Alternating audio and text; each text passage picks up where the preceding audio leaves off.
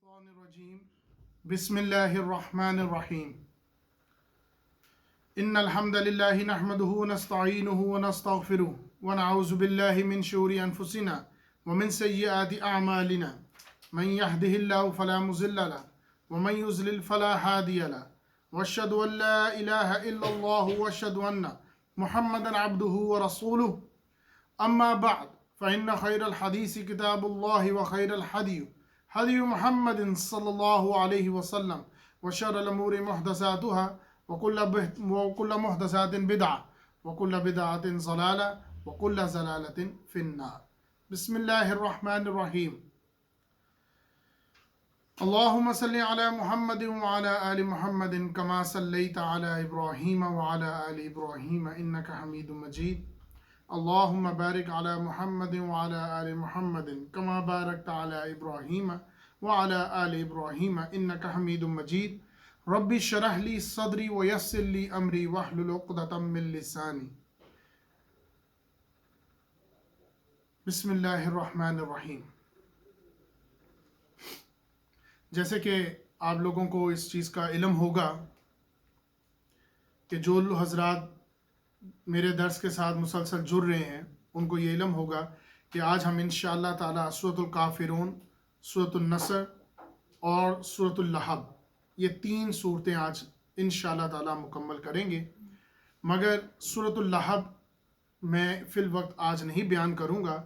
اس کی وجہ یہ فی الوقت تینوں صورتوں کا ایک جوڑا ہے، یعنی کہ 6 سورہ، مگر بیان اور تمہید لمبی ہے، وضاحت واضح کرنی ہے، بات پوری طرح سمجھ آئے، اس وجہ سے آج سورۃ الکافرون اور سورۃ النصر ہی بیان کروں گا انشاءاللہ تعالی.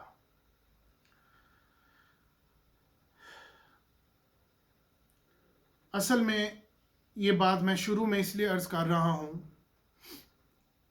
کہ قرآن مجید کو سمجھنے کے لیے، جیسے کہ آپ کو اس چیز کا علم ہے کہ میری کوشش اور میری نیت یہ ہے بیانات کرنے کی، ایک تو تبلیغ کا حصہ ہی ہے اور اپنے لیے علم کا اضافہ، اور خاص کر اس سے پہلے میں نے جو سوالات آپ لوگوں کو بھیجتا ہوں، یا یہ بیان سے پہلے جو سوالات کچھ دیر پہلے میری ویڈیو کے اوپر بھی چلتے ہیں، ان کا مقصد صرف یہ ہے کہ سورت شروع ہونے سے پہلے آپ اگر ان سوالات کو تحریر کر لیں تو اس کے بعد بیان شروع جب ہو تو آپ جب اس کو 1 بائی 1 طریقے سے دیکھتے رہیں گے تو سورت اس طرح آپ کو سمجھ آ جائے گی کہ جیسے کہ ایک سٹوری چل رہی ہو.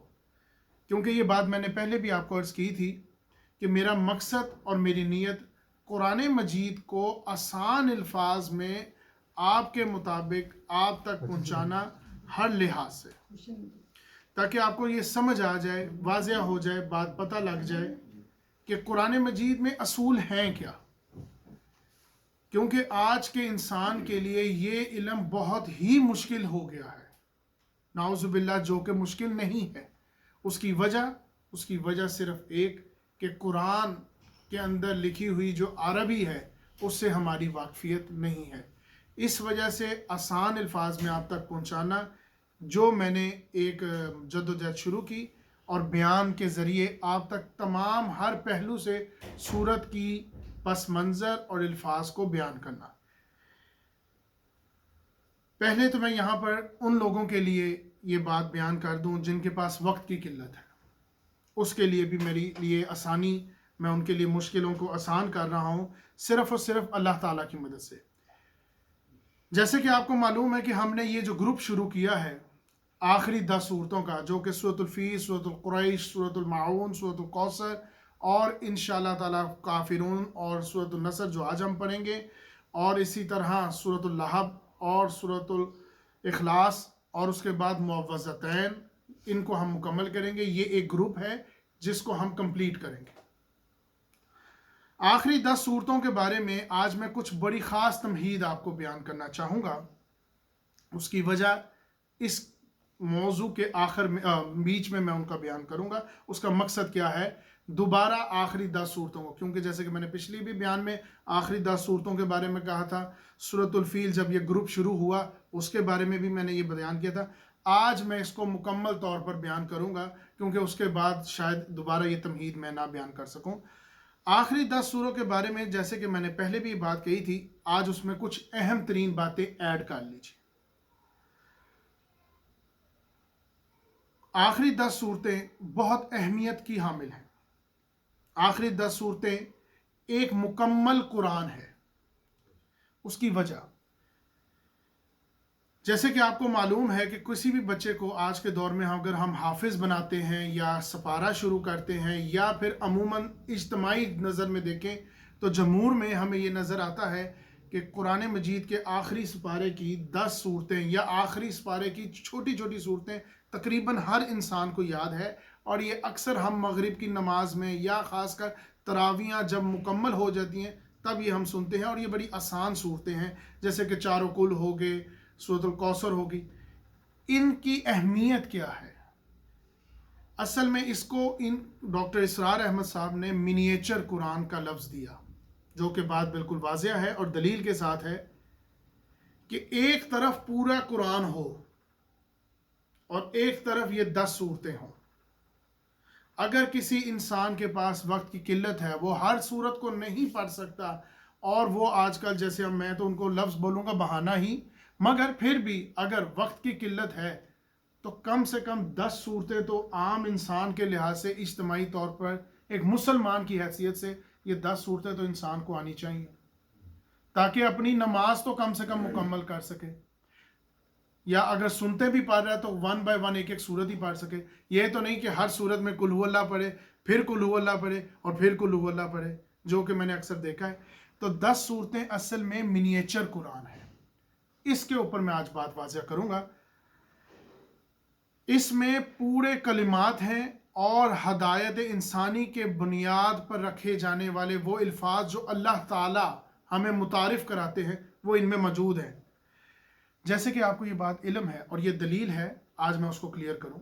وہ دلیل اس بات کی کہ جیسے کہتے ہیں کہ قرآن مجید ہر انسان کے لیے ہے، تو ہر انسان میں کون ہوں گے؟ میں اوپر سے نیچے کی طرف آؤں گا۔ انبیاء کے لیے، ان لوگوں کے لیے جو تھوڑے خاص ہیں، انبیاء سے نیچے آگے مگر خاص، وہ لوگ جو تدبر قرآن کرتے ہیں، یعنی کہ قرآن کو غور و فکر سے پڑھنے والے ہیں، اس میں وقت لگانے والے ہیں، اور وہ لوگ جو اس کو تعلیم و تربیت رکھ کے اپنی پوری زندگی اس پہ وقف کر دینے والے، یہ ان کے لیے بھی ہے۔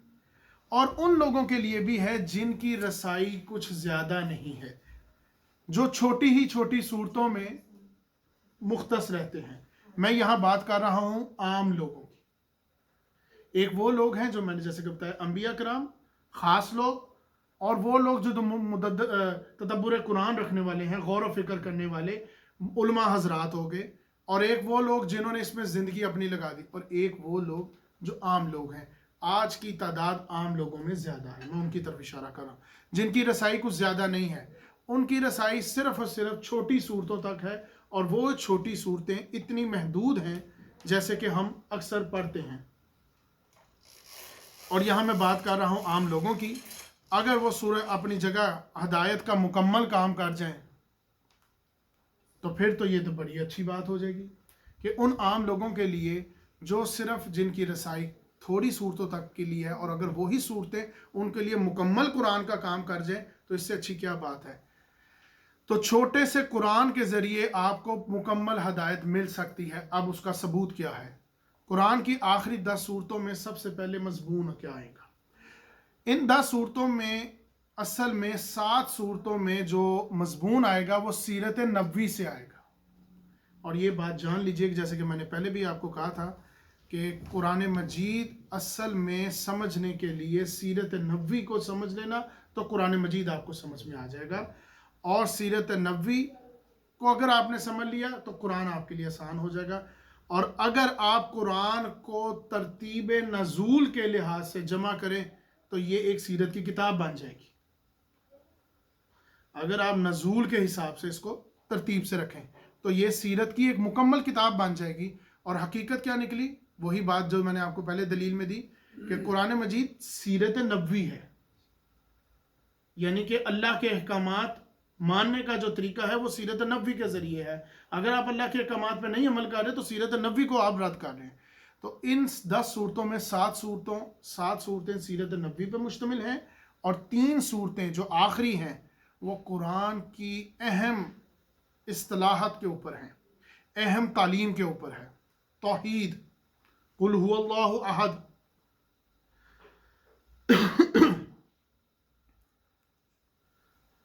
اور آخری صورتیں میں جبکہ توحید کا لفظ نہیں ہے مگر رب کی 3 ایسی شان ہے جو جڑتی ہے انسان کے دین کی تکمیلی کے لیے.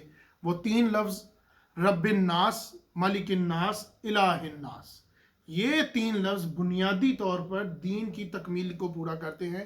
تو اس سے یہ بات واضح ہوا کہ منیچر قرآن کے لحاظ سے آخری 10 صورتیں سیرت نبوی پر مشتمل ہیں، اور 3 صورتیں جو کہ رب کی شان کو ظاہر کرتے ہیں اور دین کی تکمیل کے لیے ضروری ہیں. منیچر قرآن کے لحاظ سے ایک خاص پہلو سیرت نبوی. اب آپ اس ترتیب کو ذرا دیکھیے گا جو میں بیان کر دوں. پہلی 7 صورتوں میں جو سیرت نبوی کی ترتیب آئے گی، پہلی 4 صورتیں جو ہم پڑھ چکے ہیں، اور اس کے بعد 6 سورہ کے 2 جوڑے آئیں گے، قل یا ایھا الکافرون، اور اس کے بعد سورۃ النصر اور سورۃ اللہب، یہ ایک جوڑا، قل هو اللہ احد، قل اعوذ برب الفلق، قل اعوذ برب الناس، یہ ایک جوڑا. اب سیرت کیا ہے؟ یہ تو جیسے ہے کہ کبھی آپ نے کسی سیرت کو پڑھنا ہو تو سب سے پہلے آپ کیا پڑھیں گے کہ جس کی میں سیرت پڑھنے لگا ہوں اس کی ولادت کب اور کہاں ہوئی. ظاہری سی بات ہے، پہلے تو یہی پوچھیں گے نا کہ کب وہ پیدا ہوا اور کہاں وہ پیدا ہوا. تو سیرت کی ترتیب کو ذرا نوٹ اپ کیجئے گا کہ یہ 10 صورتیں 7 صورتیں سیرت کی ترتیب کو کیسے بیان کرتی ہیں. سورۃ الفیل سیرت کا پہلا پہلو آتا ہے. اس شخص کی ولادت کہاں ہوئی، ظاہر سی بات ہے جس کی سیرت پڑھیں گے اس کا کہاں پیدا ہونا، کہاں آیا، کہاں کس علاقے میں آیا، یہ ضروری ہے. تو جس سال یہ بڑا واقعہ ہوا اسی سال آپ صلی اللہ علیہ وسلم کی ولادت ہوئی. تو یہ سیرت کا پہلا پہلو یہاں پر کلیئر ہو گیا. وہ جگہ جس کی حفاظت اللہ تعالیٰ نے اتنے بڑے معجزے سے کی، پرندوں کے ذریعے ہاتھیوں کے اتنے بڑے لشکر کو تباہ کر دیا، اور حفاظت کی کس جگہ کی؟ بیت اللہ کی، جہاں پر پیدا ہوئے ہمارے نبی. تو سیرت کا پہلا پہلو کہاں پیدا ہوئے، اس کا معجزہ، کدھر پیدا ہوئے، بیت اللہ اور اس کی حفاظت، یہ ہے سیرت کا پہلا پہلو. سیرت کا دوسرا پہلو، جس جگہ وہ پیدا ہوا، جو شخص پیدا ہو رہا ہے، جہاں وہ پیدا ہوا اس کا ماحول کیا تھا. اب ظاہری سی بات ہے سورۃ الفیل کے بعد سورۃ القریش میں ماحول ہی آنا تھا. یہ بڑی خوبصورت ترتیب اللہ تعالیٰ نے سیٹ کی. اس صورت میں در حقیقت مکے والوں کا پس منظر بیان کیا گیا.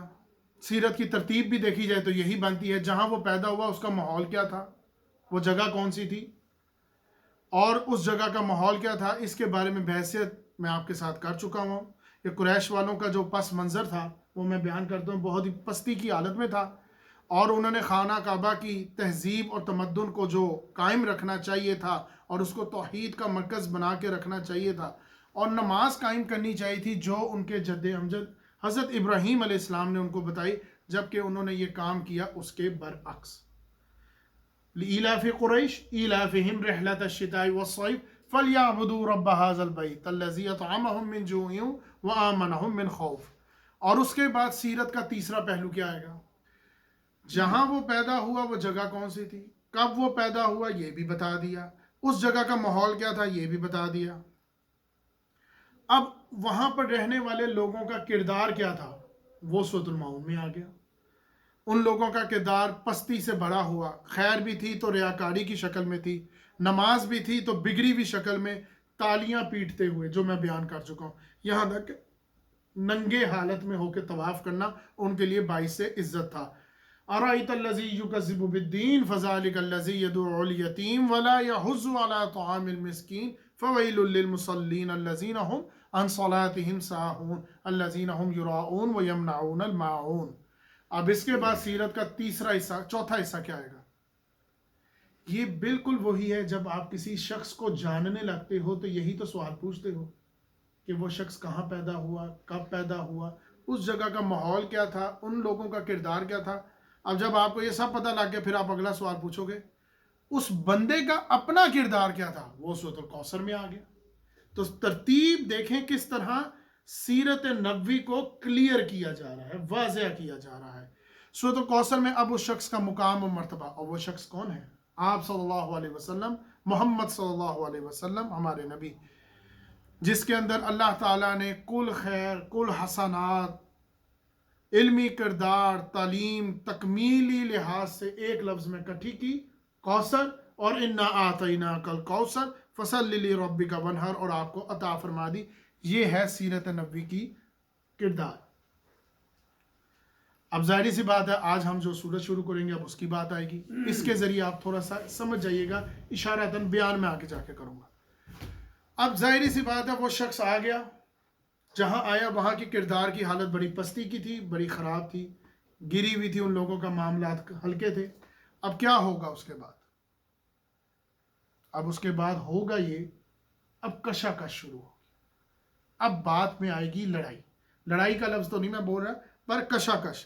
وہ کشاکش کس چیز کی آئی؟ سورۃ الکافرون میں.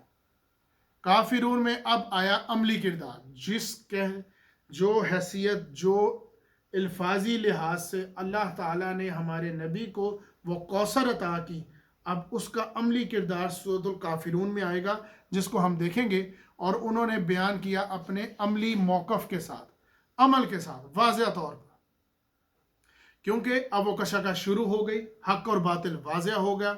کیونکہ جس طرح حضور صلی اللہ علیہ وسلم کو جس طرح کے تانے دیے جا رہے تھے، جس طرح کے وہ معاملات ہو رہے تھے، تو وہاں پر اس کا جواب یہ اصل میں وہ صورت ہے اس کشاکش پر ہونے والے معاملات پر جواب، جو کہ انہوں نے دیا عملی شکل میں. کیا اے نبی کچھ تم لے لو، کچھ ہم چھوڑ دیتے ہیں، کچھ ہم چھوڑتے ہیں، کچھ تم چھوڑ دو.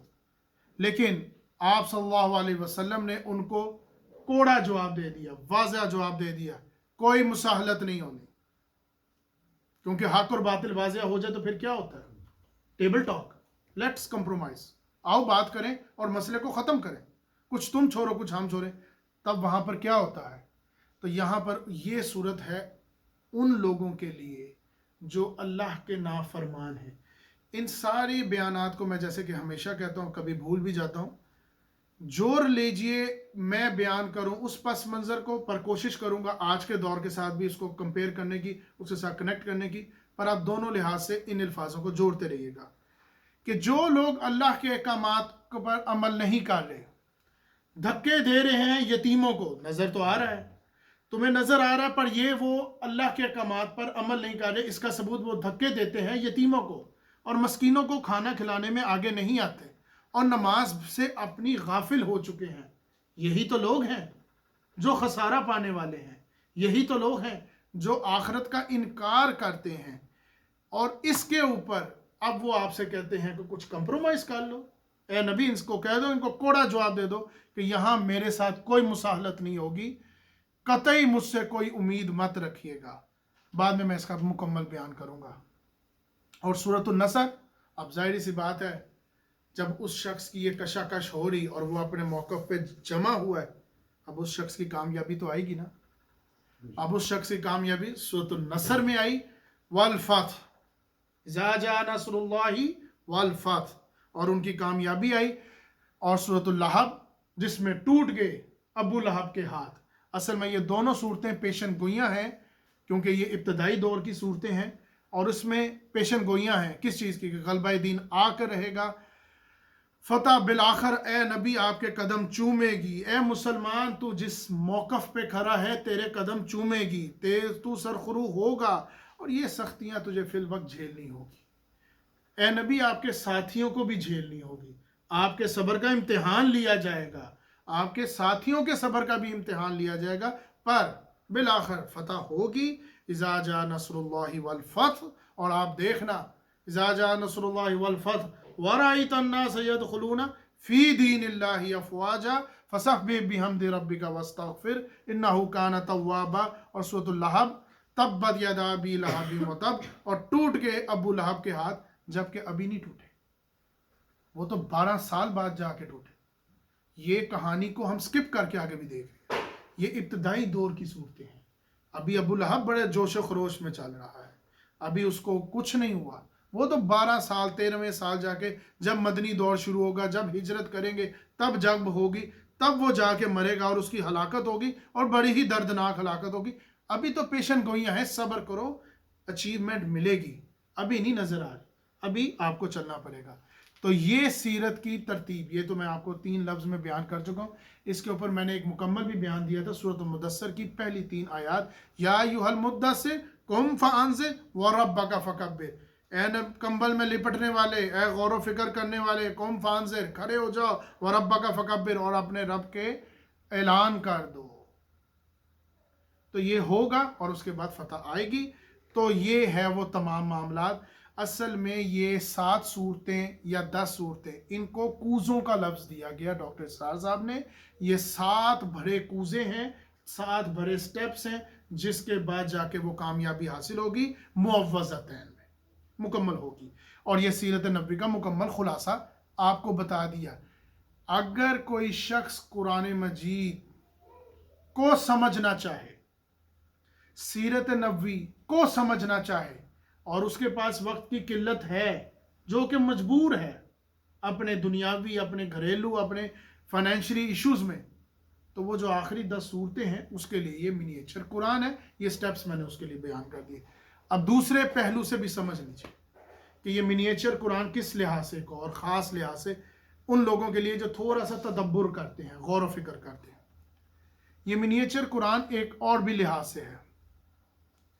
اس گروپ میں 3 اہم بنیادی اصطلاحات آئیں گی دین کی. اگر آپ 3 اصطلاحات یعنی کہ 3 لفظوں کو ہر لحاظ سے, ہر اینگل سے, ہر دلیل سے سمجھ جائیں تو آپ کو دین سمجھ میں آ جائے گا. وہ 3 اصطلاحات کون سی ہیں؟ لفظ دین, لفظ عبادت, لفظ الہ یعنی کہ رب. یہ 3 چیزیں ہیں. کیسے؟ لفظ دین جو کہ آپ پڑھ چکے ہیں, اس کا بنیادی مطلب ہے جزا اور سزا, یعنی کہ بدلے کے دن کا مالک, یعنی کہ بدلہ دینا. آج میں 3-4 چیزیں اور بھی کلیئر کروں گا انشاءاللہ تعالی. بدلے کے دن کا مالک جو کہ ہمیں لفظ آ چکا ہے سورۃ المعون میں, ارأیت الذی یکذب بالدین. یہ دین بدلے کے معاملے میں میں نے وہاں پر بیان کر دیا ہے.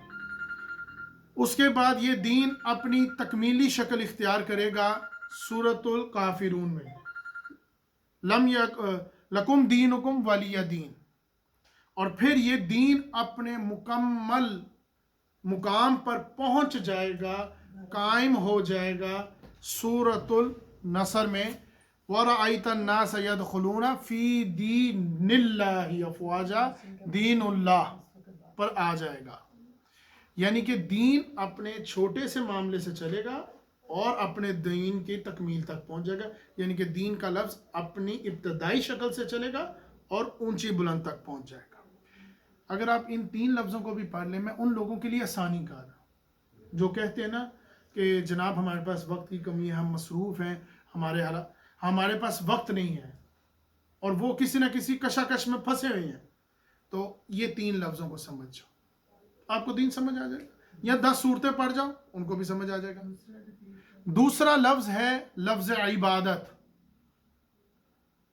اس صورت میں آئے گا, سورۃ القریش میں جیسے کہ آ گیا, فَلْيَعْبُدُوا رَبَّ هَذَا الْبَيْتِ, بیعت کرو اس لیے کس کی؟ اس گھر کے مالک کی.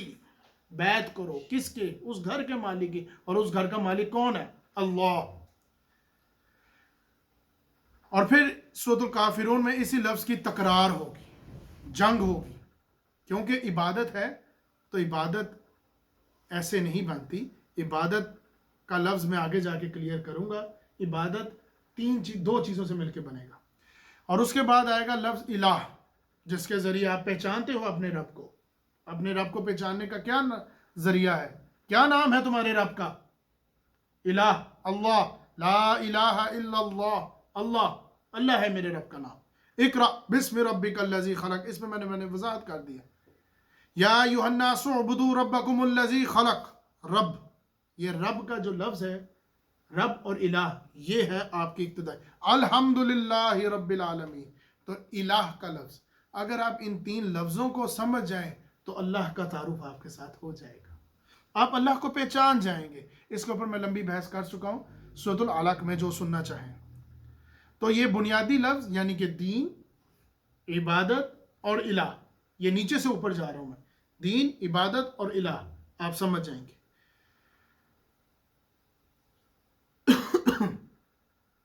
تو حکمت قرآن کا پورا خزانہ ان 10 صورتوں میں موجود ہے۔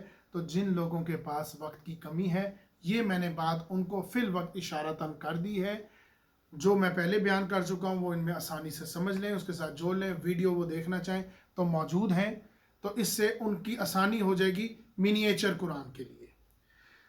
اب 10 صورتوں کے بارے میں جوڑوں کے لحاظ سے بات سمجھ لیجیے۔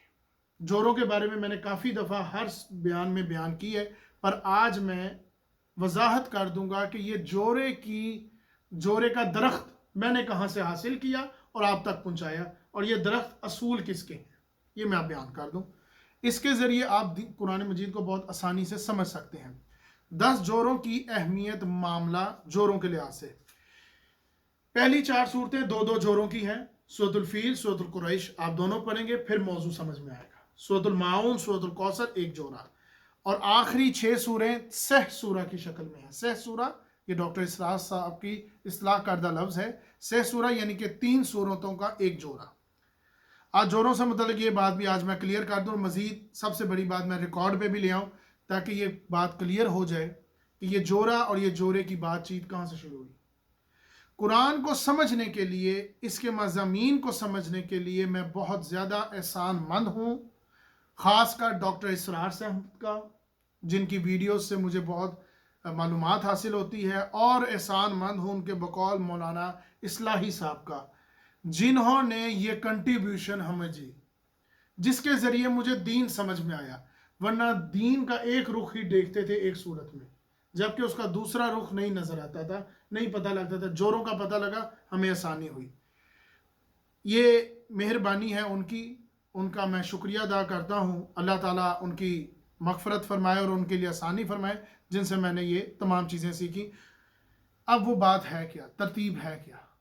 آج میں آپ کو یہ بھی بتا دوں کہ بہت سے لوگوں کو نہیں پتا تھا، اس لیے یہ بات میں نے ایڈ کی کہ بہت افسوس کی بات ہے کہ لوگ قرآن مجید کو تو دیکھتے ہیں، دنیا میں تو پھرتے ہیں، جیسے وہ اکثر ایک مثال میں دیتا ہوں کہ دنیا میں تو تمہاری نظر اتنی تیز ہے، کبھی آنکھ اٹھا کے اوپر دیکھو، رب تو اوپر ہوتا ہے۔ تو قرآن کی ترتیب میں سب سے بڑی جو آج میں نے کچھ دنوں سے میں نے دیکھا ہوں کہ لوگوں کی نظر قرآن کے اصل موضوع پہ نہیں جا رہی، وہ کیا ہے؟ قرآن کی ترتیب دور نبی اور دور صحابہ کے اندر 3 الفاظ تھے، ایک آیات، ایک سورت اور ایک احزاب، جس کو ہم منزلیں کہتے ہیں، قرآن کے نیچے لکھی ہوتی ہیں منزلیں۔ یہ 3 لفظ دور صحابہ اور دور نبوت کے اندر موجود تھے، یعنی کہ ترتیب یہ اس شکل میں تھی، یعنی کہ یہ تقسیم صرف ان چیزوں پہ تھی، یعنی کہ 3 آیاتوں والی بھی کوئی صورت ہے اور 3.25 آیات والی بھی صورت ہے، 350 آیات والی بھی صورت ہے۔ تو احزاب جو یعنی کہ منزلیں، وہ دور صحابہ اور دور نبوت میں بھی ہیں۔ یہ 3 منزلوں کا کیا مقصد ہے؟ قرآن مجید اصل میں 7 منزلوں پر ہے، یعنی کہ قرآن مجید کو 7 حصوں میں تقسیم کر دیا گیا۔ وجہ مقصد یہ کہ اگر انسان ہمت کرے اور اگر اللہ تعالیٰ اس کو شعور دے اور ہمت دے تو وہ ہر دن ایک منزل مکمل کر لے، اور جمعے والے دن اپنی آخری مکمل کرے منزل، اور پورا قرآن وہ مکمل کر سکتا ہے 7 دنوں میں۔ یہ اللہ تعالیٰ کی طرف سے ہمیں مدد حاصل ہوئی۔ ان 7 منزلوں کا مقصد یہ ہے۔ اب ان 7 منزلوں میں صورتوں کی تعداد جب میں نے غور دی تو بڑی حیرت کن بات نظر آئی، وہ کیا؟ سورۃ الفاتحہ بیسکلی ایک مکمل قرآن ہے، وہ اس منزل کا حصہ نہیں بنتی، مگر کچھ مفسرین کے مطابق بنتی ہے، پر میں نے اس چیز کو زیادہ بہتر سمجھا، اس حدیث کے مطابق سورۃ الفاتحہ ایک مکمل قرآن ہے۔ پہلی منزل میں 3 صورتیں، دوسری منزل میں 5 صورتیں، تیسری منزل میں 7، چوتھی میں 9، پانچویں میں 11، چھٹی میں 13 اور 7ویں میں 65 صورتیں۔ تو ترتیب کیا خوبصورت ہے، ذرا غور دیجئے، 3، 5، 7، 9، 11، 13 اور 65، عجیب ترتیب۔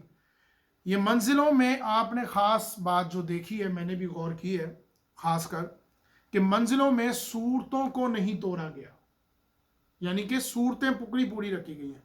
ہاں، پارے اور رکوع وہ دور صحابہ کے بعد کی تقسیم ہے، اس کے اندر رکوعوں کو بھی نہیں توڑا گیا، ان کی وجہ بڑی محنت لگی، پر پاروں کو توڑ دیا گیا، یعنی کہ پارا ختم ہوتا ہے سورج چاہے ٹوٹ جائے۔ مگر دور نبی اور دور صحابہ میں ان صورتوں کو نہیں توڑا گیا، پورا رکھا گیا منزلوں کے اندر۔ رکوع کی تقسیم دور صحابہ کی ہے اور بڑی محنت کی چیز ہے، اور اس کے اندر بھی پاروں کو نہیں توڑا گیا۔ ہاں، پاروں کی تقسیم جو ہے اس کے اندر صورتوں کو توڑ دیا گیا ہے۔ یہ وہ چیز ہے جو ہم اسلاف سے پڑھتے آ رہے ہیں، پیچھے سے پڑھتے آ رہے ہیں۔ اب بات تھی جوڑے کی جو میں لانا چاہ رہا ہوں اس کے اوپر، اس سارے نظام کے اوپر مولانا حمید الدین فراہی صاحب نے رحمت اللہ علیہ نے ایک تصور پیش کیا اس سارے جوڑے کے معاملے میں۔ وہ تصور 3 اصولوں کے بیان پہ، وہ میں ابھی بیان کروں گا، اور ان 3 اصولوں کو مزید آگے لے کے گئے مولانا امین حسن اصلاحی صاحب، اور اس کے اوپر مزید اس کو اور واضح کیا، کلیئر کیا ڈاکٹر اسرار صاحب نے۔ تو یہ اسرار صاحب نے، اور آج میرے ذریعے آپ تک یہ پہنچ رہا ہے۔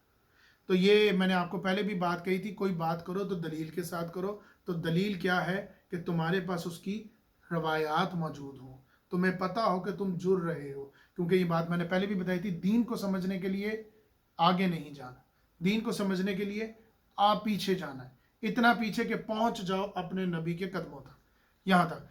تو مولانا حمید الدین فراہی صاحب نے جوڑوں کی تقسیم کے اوپر 3 اصول بیان کیے۔ اب وہ 3 اصول ذرا سن لیجئے جو بڑے اہم ہیں، کہ صورتوں کو جوڑوں کی شکل میں کیوں پڑھا جائے بھائی؟ منزلوں کے بارے میں تو آپ نے بتا دیا، صورتوں کے بارے میں بھی بتا دیا، آیات کے بارے میں بھی بتا دیا، اب جوڑوں کی شکل میں کیوں پڑھا جائے؟ اب سنو، جوڑوں کی شکل میں پڑھنے کے لیے قرآن کے 7 گروپ ہیں۔ یہ میں اب تلاوت کے لحاظ سے نہیں بات کر رہا، یہ اصول بیان کر رہا ہوں مولانا اصلاحی صاحب کا، کہ 7 گروپ ہیں، ایک یا ایک سے زائد صورت مدنی، ایک یا ایک سے زائد صورت مکی۔ یہ مکی اور مدنی صورتیں مل کے 7 گروپ بناتے ہیں۔ اس کی دوسری دلیل یہ ہے کہ اگر آپ قرآن مجید کو پڑھیں تو آپ کو یہ پتہ لگے گا کہ پہلے ساری مکی صورتیں نہیں آتی، ساری مدنی صورتیں نہیں آتی، مکس ہے۔ اور یہ مکس کیوں ہے؟ اس کے پیچھے بھی کوئی حکمت ہے، اور اس کی حکمت یہ گروپ آتا ہے۔ اب اس میں حکمت کیا ہے؟ ہر گروپ ایک موضوع کو کلیئر کرتا ہے، جیسے کہ میں نے آپ کو پہلے بتایا، ایک موضوع مکی دور کی صورتیں بیان کریں گی، اسی موضوع کا دوسرا رخ مدنی دور کی صورتیں بیان کریں گی، یعنی کہ جیسے کہ تصویر کا ایک رخ۔ اب دوسرا اصول کیا تھا؟ دوسرا اصول، اب ظاہری سی بات ہے گہرائی میں جا رہا ہوں، اکثر صورتیں جوڑوں کی شکل میں ہیں، 2 صورتوں کا جوڑا بن کر ایک جوڑا بنتا ہے۔ اور وہ جوڑا کس شکل میں بنتا ہے؟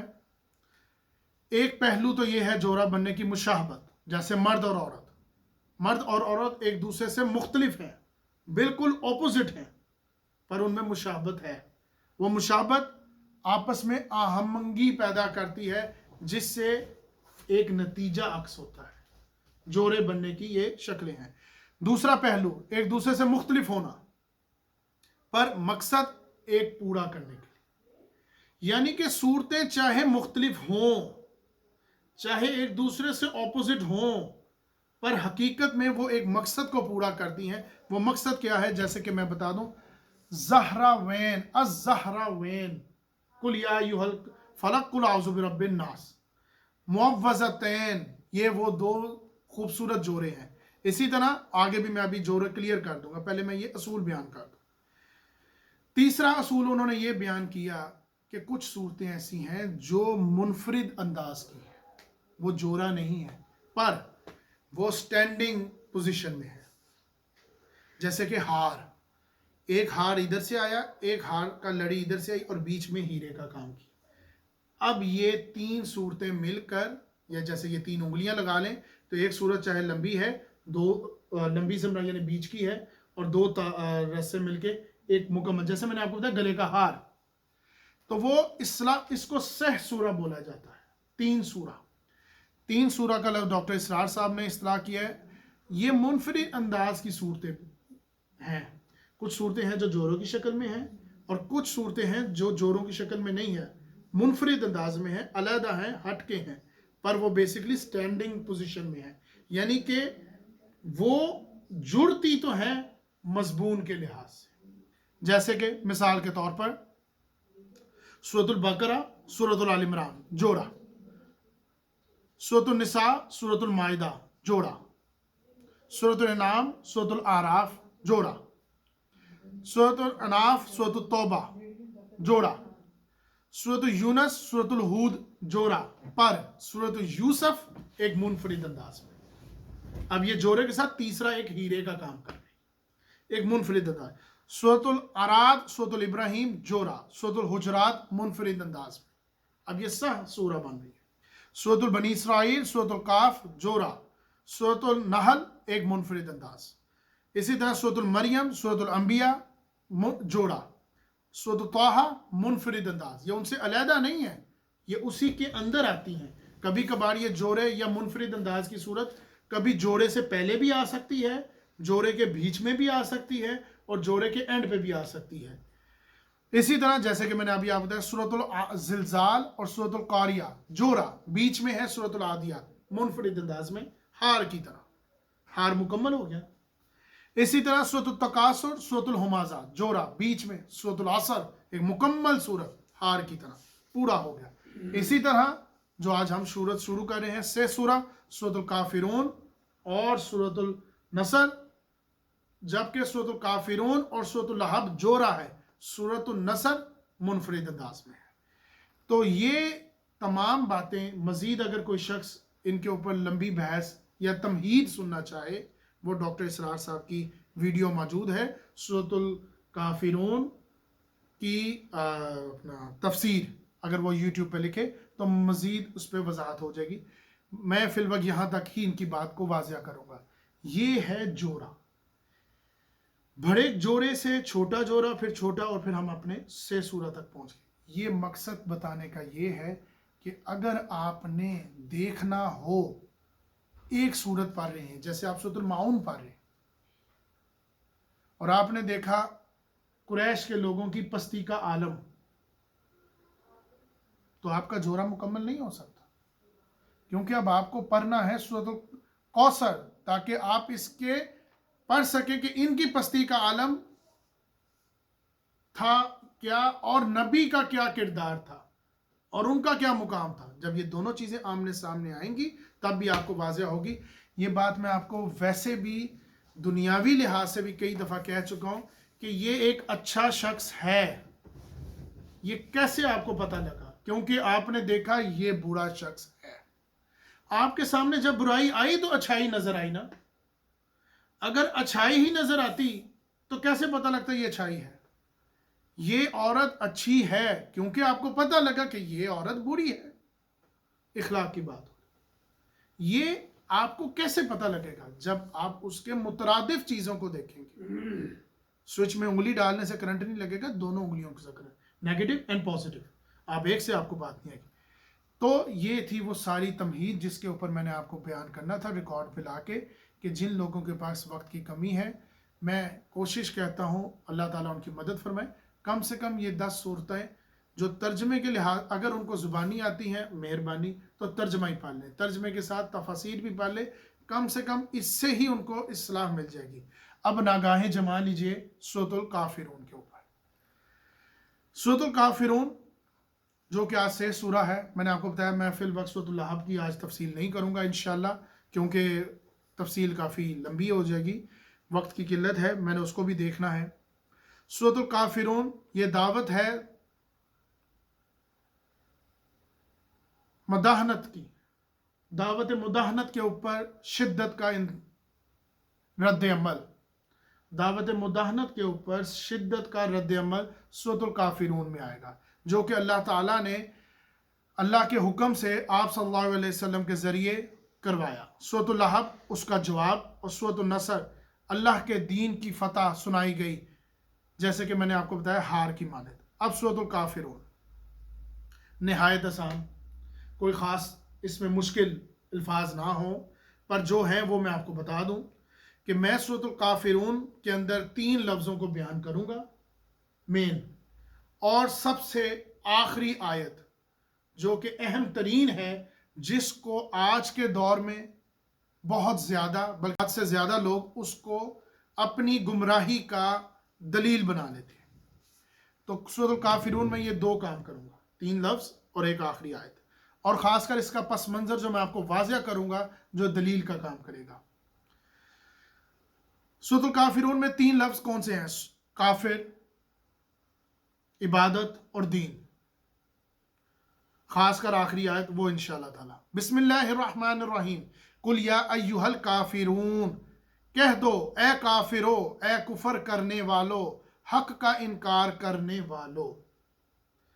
پہلے تو میں آپ کو لفظ کٹھے کر کے بیان کر دوں، پھر آخر میں اس کا پس منظر پہ آؤں گا، لفظ بائی لفظ 3 چیزیں بیان کر دوں۔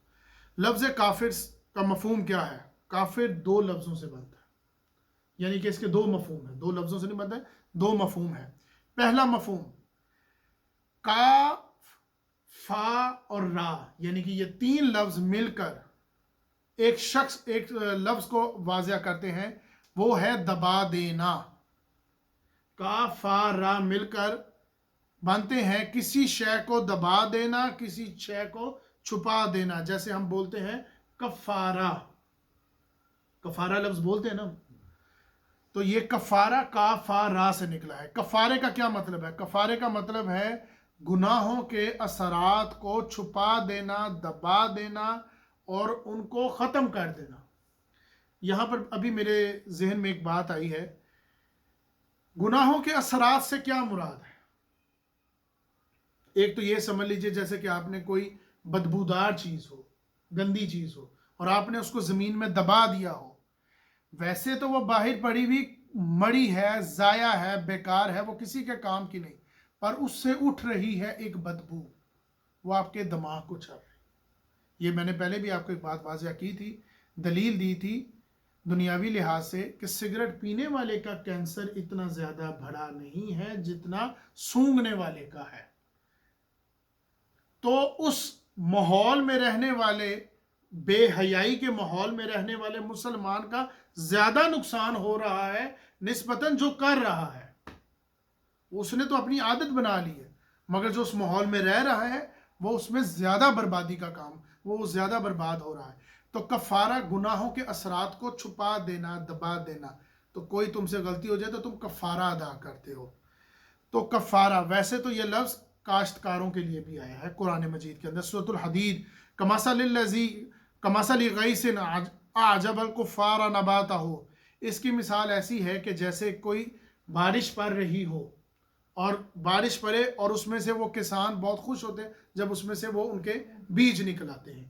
تو یہ ان کے لیے بھی استعمال ہوا ہے، کھیتی باڑی کے لیے، کہ وہ اپنے بیجوں کو چھپا دیتے ہیں، دبا دیتے ہیں زمین میں۔ تو یہ بھی ویسے ہی آتا ہے کفارہ، کفر۔ یہاں کفر اس معنی میں نہیں لیا گیا، یہاں کفر کے معنی کچھ اور ہیں، مگر یہ بات کلیئر ہو گئی کہ کاف، فا، را کا مطلب ہے چھپا دینا، دبا دینا۔ ایک پہلو کلیئر ہو گیا۔ دوسرا مفہوم، کفر آتا ہے شکر کے معنی مقابلے میں، جیسے کہ سورۃ الابراہیم آیت نمبر 6، لَإِن شَكَرْتُمْ لَأَزِيدَنَّكُمْ وَلَئِن كَفَرْتُمْ إِنَّ عَذَابِي لَشَدِيدٌ، اگر تم نے واقعی شکر ادا کیا تو میں تمہیں زیادہ دوں گا، اور اگر تم نے ناشکری کی تو یقین جانو میرا عذاب بڑا سخت ہے۔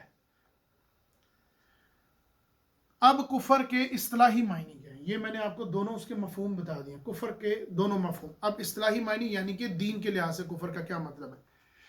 کفر کا مطلب ہے دینی لحاظ سے دین کا انکار کرنا، نبی کا انکار کرنا، قرآن کا انکار کرنا، آخرت کا انکار کرنا، توحید کا انکار کرنا۔ میں نیچے سے اوپر لے کے گیا ہوں۔ اب شکر کے مقابلے میں کفر دنیاوی لحاظ سے کیسے ہے؟ دنیاوی لحاظ سے اصل میں شکر فطرت انسانی کا نارمل رد عمل ہے۔ اب شکر تو آپ نے عربی کا سنا ہی ہوگا، عربی میں بولتے ہیں شکر ادا کرو، اس کا شکر کرو۔ اب دنیاوی لحاظ میں کیا ہے اس کا مطلب؟ آسان الفاظ میں آ رہا ہے، جب کسی شخص نے آپ کے اوپر کوئی احسان کیا، کوئی اچھائی کی، تو ہر انسان میں ایک پیدا ہوتا ہے جذبہ، جذبہ احسان مندی کا جذبہ. ایک وہ شخص ہے جو اس احسان مندی کے جذبے کا اظہار کرتا ہے. مہربانی آپ کی، آپ کا شکریہ، آپ نے یہ میرا کام کیا اور آپ نے میرے اس کام کو مکمل کر دیا. یہ سوئچ اتر گیا تو لگ گیا. تو یہ ہے نارمل مسئلہ کہ آپ کے ساتھ کسی نے احسان کیا اور آپ نے اس کا جواب دیا، جس کو ہم بولتے ہیں اپریشیٹ کرنا، اس کو بولتے ہیں شکر. اور ایک وہ شخص ہے جو اس کو دبا دیتا ہے، کسی نے احسان کیا، اس نے آگے سے اپریشیٹ ہی نہیں کیا، مہربانی شکریہ لفظ ہی نہیں بولا اور اس کو دبا دیا، یہ ہے کفر. یہ اصول کس کے لیے ہے؟ یہ اصول آپ کو بتائے جا رہے ہیں جس سے آپ انالیسس کر سکیں کہ آپ کہیں اس میں فال تو نہیں کر رہے. یہ اصول جیسے کہتے ہیں نا، قرآن مجید کے اصولوں کو سمجھو، اللہ کے احکاماتوں کو سمجھو. وہ تمہیں نہیں کہہ رہے کیونکہ وہ خود عمل کر رہے ہیں، نہیں، وہ اصل میں خود کو کہہ رہے کہ میں ان میں فال تو نہیں کر رہا. تو شکر اور کفر، جو شخص اپریشیٹ نہیں کرتا، اب اپریشیٹ سے اوپر جب میں جاؤں گا نا تو یہ شکل اختیار کرے گی محبت کی، اور میں اس سے اور اوپر جاؤں گا تو یہ شکل اختیار کرے گی عبادت کی. اب یہ شکر پہنچ جائے گا عبادت تک تو یہ لفظ کام کرے گا. تو دین میں اس کی اصطلاحات کا معنی کیا ہے دینی لحاظ سے؟ کہ دین کی بنیادی تعلیم، جیسے کہ میں نے آپ کو بتایا تھا، جبلی ہدایت. دین کی بنیادی تعلیم، ایمان کا بنیادی حقائق قلب انسانیت کے اندر اللہ تعالیٰ نے بائی ڈیفالٹ رکھ دیے ہیں. چاہے آپ مسلمان ہیں، کافر ہیں، کچھ بھی ہیں، آپ کے اندر یہ بائی ڈیفالٹ چیزیں ایڈڈ ہیں. جب آپ اللہ کے احکامات سنتے ہیں، اچھی بات سنتے ہیں، وہی سنتے ہیں. اچھی بات ان لوگوں کے لیے جو دین کو نہیں مانتے، اور جو دین کو مانتے ہیں ان کے لیے وہی کا لفظ میں نے استعمال کیا. تو جو لوگ اللہ کے احکامات سنتے ہیں، وہی سنتے ہیں، تو ان کے اندر یہ چشمہ ابھرتا ہے کہ میں اس کو شکریہ ادا کروں، پر وہ نہیں کرتا اور کفر کرتا ہے، اس کو دبا دیتا ہے. اور اسی طرح دین کی بات سن کر یہ سمجھ میں آتی ہے کہ یہ بات تو سچ ہے، سچ کہہ رہے ہیں، ہونا ہے، ہو جائے گا، ہو رہا ہے. اس کی سب سے بڑی مثال، میں گزر رہا ہوں قبرستان کے پاس، یہ دیکھو، مر گئے نا لوگ تو کہاں جا رہے ہیں؟ کہیں تو جا رہے ہیں نا. تو یہ ہے مثال، سب سے بڑی دلیل، مرنا ہے تو بات سچ کہہ رہے ہو. پر کفر کون کرے گا؟ جو ان نیک باتوں کو دبا دے گا، نہیں مانے گا. اسی کو بات کو بیان کیا سورۃ النحل میں آیت نمبر 14، وَوَجَدُوا بِهَا وَاسْتَيْقِنَتْهَا أَنفُسَهُمْ ظُلُمًا وَعُلُوًّا. اگرچہ ان کے دلوں کو اس کی سچائی یقین نظر آ رہی ہے، یہ دیکھ رہے ہیں کہ یہ سچ ہے، اگرچہ ان کے دل کو ان کی سچائی کا یقین ہو چکا ہے، مگر انہوں نے ظلم کیا، تکبر کی وجہ سے اس کا انکار کیا. تکبر کیا ہے؟ یہ نہیں کہ میں اچھے کپڑے پہنوں، تکبر یہ ہے کہ تم اچھی بات سنو اور اس کو نہ مانو، یہ ہے تکبر. اللہ تو خود خوبصورت ہے، اچھے کپڑوں کو برا نہیں مان، وہ تو خود خوبصورت ہے، اچھے کپڑے پہنو. تو یعنی کہ ان کے دل مانتے ہیں، یہ ہے بہترین. آج کے لوگوں کی یہی ہے سب سے بڑی مثال، کہ تم نے جو کچھ کھڑا کیا، مرنے کے بعد ایک چیز ہے تو تم لے کے جا سکتے، وہ ہے اعمال، باقی سب چھوڑ جاؤ گے. تو یہ ہے دلیل کہ قرآن مجید کے اندر جو تم نے گناہ کیے ان کا کفارہ ادا کرو، اگر نہیں کرو گے تو اس سے اٹھے گی بو، وہ تم تک نہیں پہنچ رہی. وہ اکثر کہتے ہیں کہ میں نے کسی نے پرفیوم لگایا ہو تو کہتے ہیں کہ تجھے نہیں آ رہی یار، تجھے اسمیل نہیں آ رہی، تو وہ آگے سے کہتے ہیں مجھے اسمیل نہیں آ رہی، کیونکہ سونگ سونگ کے اس کے لیے آسان ہو چکی ہوتی ہے. یہ بات میں نے آپ کو پہلے ہی بتایا کہ سگریٹ پینے والے کو اس دھوئیں سے کوئی الرجی نہیں ہے، الرجی اس دوسرے بندے کو ہو رہی ہے. تو کفارہ ادا نہ کرنے سے اس سے اٹھنے والا دھواں آخر کسی نہ کسی کے پھیپھڑے میں جائے گا اور باعث خرابی کرے گا. اور دین کے اندر غلبہ، جو غلبہ اندر قلب میں پیدا ہو رہا ہے، میں ان لوگوں کے لیے بھی آؤں گا انشاءاللہ تعالی. امید کروں گا کہ شاید اس ویڈیو کو وہ لوگ بھی دیکھتے ہوں جو تدبر قرآن کرتے ہیں اور غور و فکر کرتے ہیں، ان کے لیے بھی حوصلہ اینڈ پہ آئے گا انشاءاللہ. تو ان کا قلب اندر سے جاگ رہا ہے، ہل رہا ہے، وہ دیکھ رہے ہیں اللہ کو اور وہ جانتے ہیں کہ ہم ملیں گے انشاءاللہ. اس کو آج کی پریشانی زیادہ تنگ نہیں کر رہی، آج کے گھریلو یا فائنینشلی یا کاروباری معاملات اس کو تنگ نہیں کر رہے، کیونکہ اس کو قلب اندر اس نے لو لگا لی ہے اپنے رب سے. اس کے لیے باہر بیٹھنا، ٹھنڈ میں بیٹھنا اس کے لیے کچھ نہیں ہے، وہ اپنے رب سے لو. ہاں مگر اس نے دبا دیا، برعکس ان لوگوں کے، انہوں نے کفر کیا. اب یہ بات اس لحاظ سے بھی سمجھ لیں کہ دنیاوی لحاظ میں جو لوگ اپریشیٹ نہیں کرتے وہ کیا کرتے ہیں، کچھ نہیں پتا. اپریشیٹ کا اپوزٹ کیا ہوگا؟ تو کفر کرتے ہیں. اور کفر کیا ہے؟ کفر یہ ہے کہ تمہارے ساتھ کسی نے احسان مندی کی، تمہیں کھانا کھلایا تو بولو شکریہ، نہیں تو تم نے کیا کفر.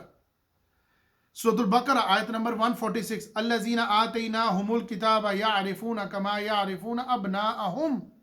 یہ ان لوگوں کے لیے بھی ہے جو اس زمانے کے تھے، آج کے لوگوں کے لیے. جن لوگوں کو ہم نے یہ کتاب دی، یہ بات ہو رہی ہے یہودیوں کی، وہ اس کو اتنی اچھی طرح پہچانتے ہیں جیسے اپنے سگے بیٹوں کو. تو یہ دین جو تم کہہ رہے ہو کسی کی بھی زبان سے آ رہا ہے، کسی کی ماں کی زبان سے آ رہا ہے، کسی کے باپ کی زبان سے آ رہا ہے، کسی کی ویڈیو سے آ رہا ہے، کسی کے فیس بک سے آ رہا ہے، کسی کے میسج سے آ رہا ہے. یہ جو تم بات کہہ رہے ہو، تم اس بات کو ایسے پہچانتے ہو جیسے تم اپنے سگے بیٹوں کو پہچانتے ہو، ان آیات کو جانتے ہو. تمہیں پتہ ہے سورۃ البقرہ کون سی ہے، پر تم کفر کرتے ہو. کیوں؟ کیونکہ تم اس کو دبا دیتے ہو. منہ سے تو تم انکار نہیں کر رہے، سورۃ الانشقاق کی طرح منہ سے تم انکار نہیں کر رہے، پر تمہارا عمل بتا رہا ہے. اور یہ عمل والی ہی صورت ہے، یہ صورت زبان کی صورت نہیں ہے. اس کا بیان میں آگے جا کے کروں گا. لیکن مان نہیں رہے، چھپا رہے ہیں. کہتے ہو سود کھانا حرام ہے پر مان نہیں رہے. کہتے ہو بے پردگی حرام ہے، مان نہیں رہے. کہتے ہو فحاشی خراب ہے، مان نہیں رہے. کہتے ہو بے حیائی بری چیز ہے پر مان نہیں رہے.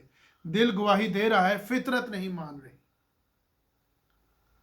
اب اس کا مفہوم کو مد نظر رکھتے ہوئے جو بات میں نے آپ کو لمبی سی بتائی، اب اس کے مطابق آسان لفظ، قل یا ایھا الکافرون، اے ناشکرو. پہلے تھا نا اے کافر ہو، اب میں نے کافر کا ورڈ کو ایزی کر دیا، کھول دیا. اب میں اس کے حساب سے چلوں گا. اے ناشکرو، تم نے ناشکری کی. میں دونوں منزلوں کو کہہ رہا ہوں، گزرے ہوئے وقت کے بھی اور آج کے بھی. اے تم نے ناشکری کی اللہ کی اور میری، کیونکہ اللہ نے میرے ذریعے یہ ہدایت تم تک پہنچائی. اے ناقدرو، قل یا ایھا الکافرون، اے ناقدرو، تم نے میری ناقدری کی اور اللہ کے کلام کی جو مجھ پر نازل ہوا. اصل میں یہی تو فطرت ہے جس کو تم مان نہیں رہے. ناقدری کی نا، کیونکہ تم احکامات پہ عمل نہیں کر رہے. اس کی دلیل میں آپ کو ابھی دوں گا دنیاوی لحاظ سے، کیونکہ شکر بلند ہو جائے گا. میں نے آپ کو پھر بتایا کہ ہر آیت، ہر لفظ کے پیچھے ایک چشمہ ہے معنی کا. جب آپ شکر کرو گے، مہربانی کرو گے، شکر ادا کرو گے، تو پھر اوپر جا کے کیا ہوگا؟ پھر وہ ظاہری سی بات ہے نا، شکر عبادت کی شکل میں آئے گا، پرستش کی شکل میں آئے گا، بندگی کی شکل میں آئے گا، اور پھر اللہ کی شکل میں آئے گا. تو شکر کس کا کرنا ہے؟ اللہ کا. اللہ کا شکر کیسے کرنا ہے وہ میں آپ کو بھی بتا دیتا ہوں، آئے گا. پھر لا اعبد ما تعبدون ولا انتم عابدون ما اعبد ولا انا عابد ما عبدتم ولا انتم عابدون ما اعبد ولا انا عابد ما عبدتم ولا انتم عابدون ما اعبد. میں ان چیزوں کو نہیں پوجوں گا جس کو تم پوجتے ہو، اور تم اس کو نہیں پوج رہے جس کو میں پوج رہا ہوں، اور میں آئندہ اس کو نہیں پوجوں گا جس کو تم پوجتے ہو، اور تم نہیں پوج رہے اس کو جس کو میں پوج رہا ہوں. میری ان آیات کو، میرے اس ترجمے کو اور اس بات کو یاد رکھیے گا. ترجمہ تو قرآن مجید کا ہے، بات یاد رکھیے گا. میں اس میں آپ سے ایک بڑا گہرا کویسچن ہے، پھر سناتا ہوں. میں نہیں پوج رہا، میں نہیں پوجوں گا. لا اعبد ما تعبدون، میں نہیں پوجوں گا اس کو جس کو تم پوجتے ہو. تم نہیں پوج رہے اس کو جس کو میں پوجتا ہوں. میں آئندہ اس کو نہیں پوجوں گا جس کو تم پوجتے ہو. تم نہیں پوج رہے اس کو جس کو میں پوج رہا ہوں. یہ لفظ یاد رکھیے گا، یہ تکرار ہے.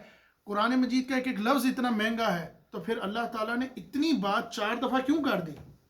کہتے تھے نا نبی 2 دفعہ کہتے، اس کا مطلب ہے وزن ہے، زور دیا جا رہا ہے. یہ تکرار ہو رہی ہے، کس بارے میں یہ آگے جا کے بتاؤں گا، بڑی اہم بات ہے۔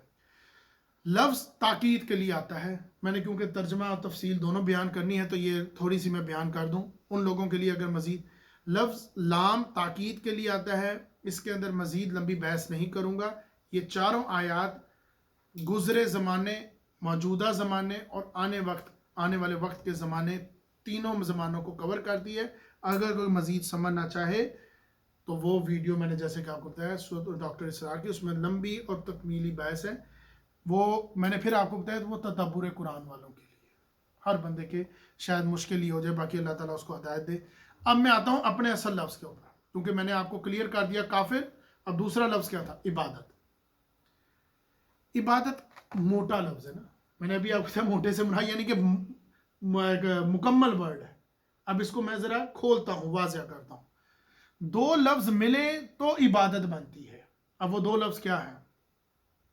پریکٹیکلی اور وربلی، دونوں کا۔ جیسے کہ آپ نے نماز ادا کی، خالی منہ سے نہیں کی، ہاتھ سے بھی کی، پریکٹیکلی اور وربلی۔ اب یہ جب دونوں کام ہو گئے تو یہ کیا بن گئی؟ عبادت۔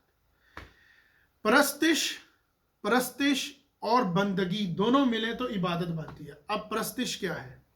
پرستش کو کھولیں تو ملے گی محبت۔ محبت کیا ہے؟ میں نے یہ بات ویسے تو کئی دفعہ بتائی ہے سورۃ العادیات کے بھی موضوع میں، پر محبت بنتی ہے ماننا اور اس کی ماننا، یہ دونوں چیزیں بنے تو محبت بنتی ہے۔ وہ کیا ہے؟ اب اس کی اچھی بات بھی ماننا، اب اس کی بری بات بھی ماننا، جیسی بھی ہے اس کی بات کو ماننا۔ وہ تمہارے مطابق اچھی بری ہے، حقیقت کیا ہے وہ جانتا ہے، وہ تمہیں نہیں لاؤ، جو تمہیں آرڈر دے رہا ہے۔ تو تم کسی سے محبت کرتے ہو، اس کی دلیل یہ ہے کہ تم اس کی وربلی بھی مانتے ہو اور فزیکلی بھی مانتے ہو۔ تو محبت کی مثال جو آج کل اکثر ہر بندے کے منہ پہ ہے، محبت ہے جی مجھے، وہ منہ سے بھی مانتا ہے اور عملی طور پر چاہے اس کی اچھائی برائی ہے اس میں فرق نہیں دیکھتا۔ اس کی ایک بہت بڑی مثال ہے، جب کوئی انسان کسی کو اچھا لگتا ہے تو اس کی برائی بھی تو اس کو اچھی لگتی ہے نا، اور جب کوئی انسان اس کو برا لگتا ہے تو اس کی اچھائی بھی اس کو بری لگتی ہے۔ یہ ہے محبت کی مثال۔ تو اگر آپ کو محبت ہے تو آپ فزیکلی بھی مانتے ہیں اور پریکٹیکلی بھی مانتے ہیں۔ جب یہ دونوں چیزیں مانیں گے تو یہ بن جائے گی پرستش، اور پرستش کے بعد آئے گی عبادت یعنی کہ بندگی۔ اور بندگی کیا ہے؟ بندگی یہ ہے کہ میں جو کچھ کر رہا ہوں یا میں جو کچھ کروں گا اور جو میں کچھ کر چکا ہوں میں اس کے مطابق کروں گا۔ اب یہ دونوں لفظ بنیں گے تو یہ عبادت بن جائے گی۔ اب یہ لفظ آیا، میں یہ جو نماز پڑھ رہا ہوں، جو نماز پڑھ چکا ہوں اور جو نماز پڑھوں گا وہ اس کے احکامات کے مطابق پڑھوں گا، اور اس کے اندر میں فزیکلی بھی کروں گا اور پریکٹیکلی بھی کروں گا، تو یہ میری عبادت بن جائے گی۔ تو عبادت دو چیزوں سے مل کے بنتی ہے۔ محبت کو میں نے کلیئر کیا، اب اس میں ایک چیز مسنگ ہوگی، وہ کیا ہے؟ کہ میں نے پرستش کے اندر محبت اور محبت کے اندر کسی ایک چیز کو کٹ آف کر دیا، تو اب کیا ہوگا؟ کسی ایک چیز کو کم کر دیا تو کیا ہوگا؟ کیا چابی کے 4 دندے ہوں 3 سے کھول سکتے ہیں؟ یہ ہے جواب کہ نہیں ہو سکتا۔ پرستش مکمل نہیں ہو سکتی کہ تم منہ سے تو مان رہے ہو، عمل نہیں کر رہے۔ تو عبادت والی وہی بات، لکم دینکم ولی دین، لا اعبد ما تعبدون، تم جس کو پوچھتے ہو میں اس کو نہیں پوچھتا، اور میں جس کو پوچھ رہا ہوں تم اس کو نہیں پوچھتے، اور میں آئندہ اس کو نہیں پوچھوں گا جس کو تم پوچھتے ہو۔ تم نہیں پوچھ رہے جس کو میں پوچھتا ہوں۔ یہ کلیئر کر دی، لکم دینکم ولی دین۔ اب دین کا مفہوم میں آپ کو واضح طور پر پہلے بیان کر چکا ہوں، ایک ہنٹ دے دیتا ہوں کہ دین اپنے مکمل اس گروپ میں آ چکا ہوا ہے۔ پہلے یہ دین کا لفظ شروع ہوا تھا بدلے سے، بدلہ بنا سزا جزا کا، ظاہر سی بات ہے بدلہ سزا جزا کی شکل میں ہی آئے گا۔ اب وہ جزا سزا کا لفظ سورۃ المعون میں آیا، اس کی تفصیل وہاں بیان کی، اور اللہ کے حکم سے سزا اور جزا کسی نظام کے تحت ہوگی، اور نظام لکم دینکم میں آیا، اس صورت میں آئے گا نظام کے تحت، اور نظام میں قانون کے تحت سزا اور جزا دیں گے کسی قانون کے تحت۔ اس صورت میں یہ قانون کے معاملے میں آیا، اور قانون سے بھر کر آئے گا، نظام کے تحت، جو سورۃ النصر میں آئے گا، جو کہ اگلی صورت ہے۔ اس کو میں مزید بیان نہیں کر رہا، اور پھر ہاں یہ میں ضرور بیان کروں گا، اس نظام کے اوپر کوئی تو ہے۔ اب یہ تمہید میں جو باندھنے لگا ہوں، اس کا مقصد آپ کو آخری آیت میں دوں گا کہ نظام کسی کے تحت تو ہے، اس کے اوپر کوئی تو قدر ملتب ہے، کوئی تو ہے جس کی آپ نے اطاعت کرنی ہے، اس کے نظام پہ چلنا ہے، اور اس نظام کے تحت آپ نے اس کے قانون میں چلنا ہے، اور اس کے قانون کے تحت آپ نے زندگی گزارنی ہے، اور پھر اس کے قانون کے تحت جب آپ زندگی گزاریں گے، پھر اس کے مطابق آپ عبادت کریں گے، اور عبادت کے اندر آپ پرستش اور بندگی دونوں کریں گے، پھر جا کے یہ نظام پورا قائم ہوگا۔ قرآن مجید کے اندر دو دین کا ذکر ہے، دین اللہ، یہ جو میں آپ کو بتا چکا ہوں سورۃ النصر میں، اور دین الملک سورۃ یوسف میں۔ وہ نظام، اس نظام کے تحت، جس نظام کے تحت حضرت یوسف علیہ السلام اپنے بھائی کو روک نہیں سکے، کیونکہ وہ ایک نظام تھا نا، وہاں پر تھا دین الملک، اور ایک ہے جو اب آ کے ایک نیا شکل بنتی ہے، دین الجمہور، ملا ہوا دو سب کا جمہوری دین، جس کو نیلم پڑی کا نام دیا گیا مفسرین نے۔ نیلم پڑی دیکھنے میں تو اچھی ہے پر ہوتی خطرناک ہے، دین الجمہور میں خطرناکی، وہ فی الوقت میں اس پہ بحث نہیں کر رہا۔ تو سورۃ الکافرون اصل میں ان تین لفظوں کو واضح کر دیا۔ سورۃ الکافرون کا کفر، ناشکری کے معاملے میں، عبادت جو میں بیان کر چکا ہوں، اور دین کو بھی میں آپ کے واضح کر چکا ہوں، دین الملک، دین اللہ اور دین الجمہور، یہ تین دین ہے جس کے مطابق آپ چلتے ہو۔ اگر آپ دین اللہ پہ چل رہے ہو تو دین اللہ کے اندر پورا نظام آئے گا اس کا، پھر اس کا قانون آئے گا، پھر اس کی جزا اور سزا آئے گی، کیونکہ یہ بات میں آپ کو پھر بتا دوں، یہ تمہیدی طور پر باندھ رہا ہوں، اس کو یاد رکھے گا آگے جا کے۔ اب سورۃ الکافرون کا پس منظر اور سورۃ الکافرون کی آخری آیت۔ اب میں اصل میں آپ کو جہاں لے کر آنا چاہتا ہوں، جو میری کوشش تھی یہ ساری بات بتانے کی ابھی تک، میں آپ کو جہاں پر لے کر آنا چاہتا ہوں، ہر اینگل سے میں نے آپ کو واضح کر دی، محبت، دین، یہ کفر، شکر، اور دین اللہ، دین نظام، کیونکہ اگر آپ دین اللہ کا نام لیں گے تو پھر نیچے سارا نظام دین اللہ کا ہوگا۔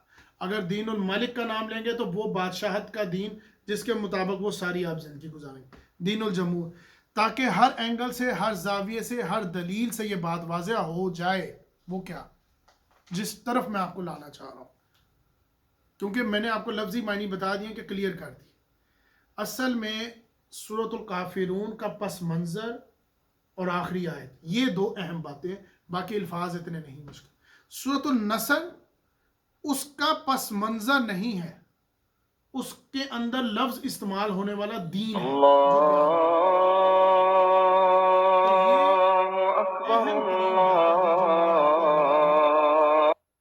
کہ میں جس اینگل پہ لانا چاہ رہا ہوں، جس طرف لانا چاہ رہا ہوں، آپ کو مورنا چاہ رہا ہوں، کیونکہ میں نے بھی جب اس بیان کو ہر لحاظ سے، تفاسیروں کے لحاظ سے جب پڑھا تو میں نے دیکھا کہ یہ سارا معاملہ چاہے لیفٹ رائٹ ہو رہا تھا، مگر مہربانی ان تمام مفسرین کی، میں نے جیسے کہ نام لیے ان کے، وہ سب جب ایک جگہ پر آ کے اکٹھے ہوئے تو جیسے کہ ہر نہر اکٹھی ہوتی دریا بن جائے، سمندر بن جاتا، دریا بن جاتا ہے، اور ہر دریا اکٹھا ہو کے ایک دم سمندر میں آ کے گرتا ہے۔ یہ ہے وہ اہم ترین بات کہ کچھ لوگوں نے ایسی دلیلیں، ان احکامات کو دبا کر، چھپا کر، اب میں ان الفاظوں کو استعمال نہیں کروں گا جو میں کر چکا ہوں، میں اب آپ کو اس لحاظ سے آؤں گا، چھپا کر حتیٰ کہ کفر کیا، اور کفر ثابت اس بات سے ہوا کہ ان احکامات کا سرے سے کوئی نام ہی نہیں تھا، حکم ہی نہیں تھا۔ تو میں یہ کیا کہوں گا؟ یہ میں کہوں گا کہ یہ کتنا بڑا بلنڈر ہے، کتنا بڑا دکھ ہے کہ اللہ تعالی کے احکامات کو دبا کر، چھپا کر، ان کی اصل داعیات کو روک کر انہوں نے دلیل بنائی ایسے احکامات کی جس کا سرے سے حکم نہیں تھا۔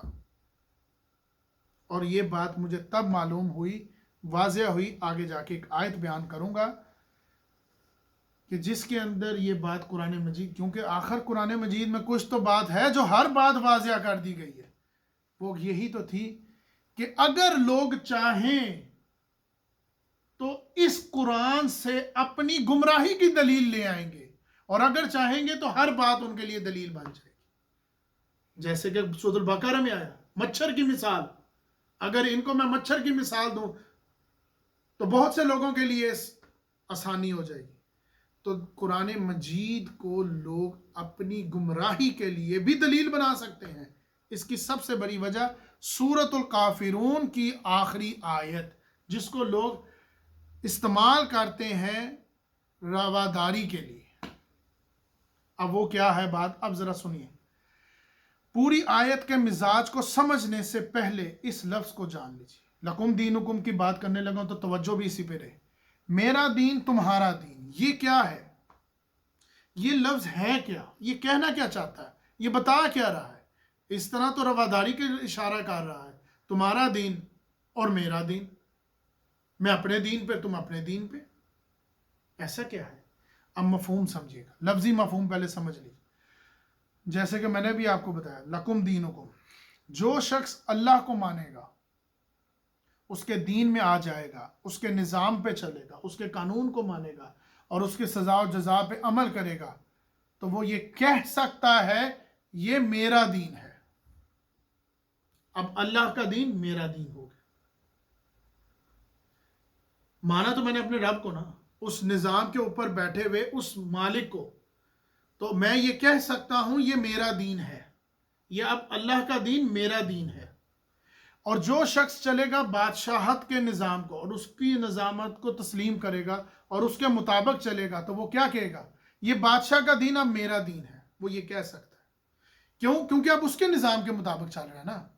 میں نے ابھی آپ کو بتایا کہ دین کے اپنا قرآن مجید میں 3 دین، دین اللہ، دین الملک اور دین الجمہور.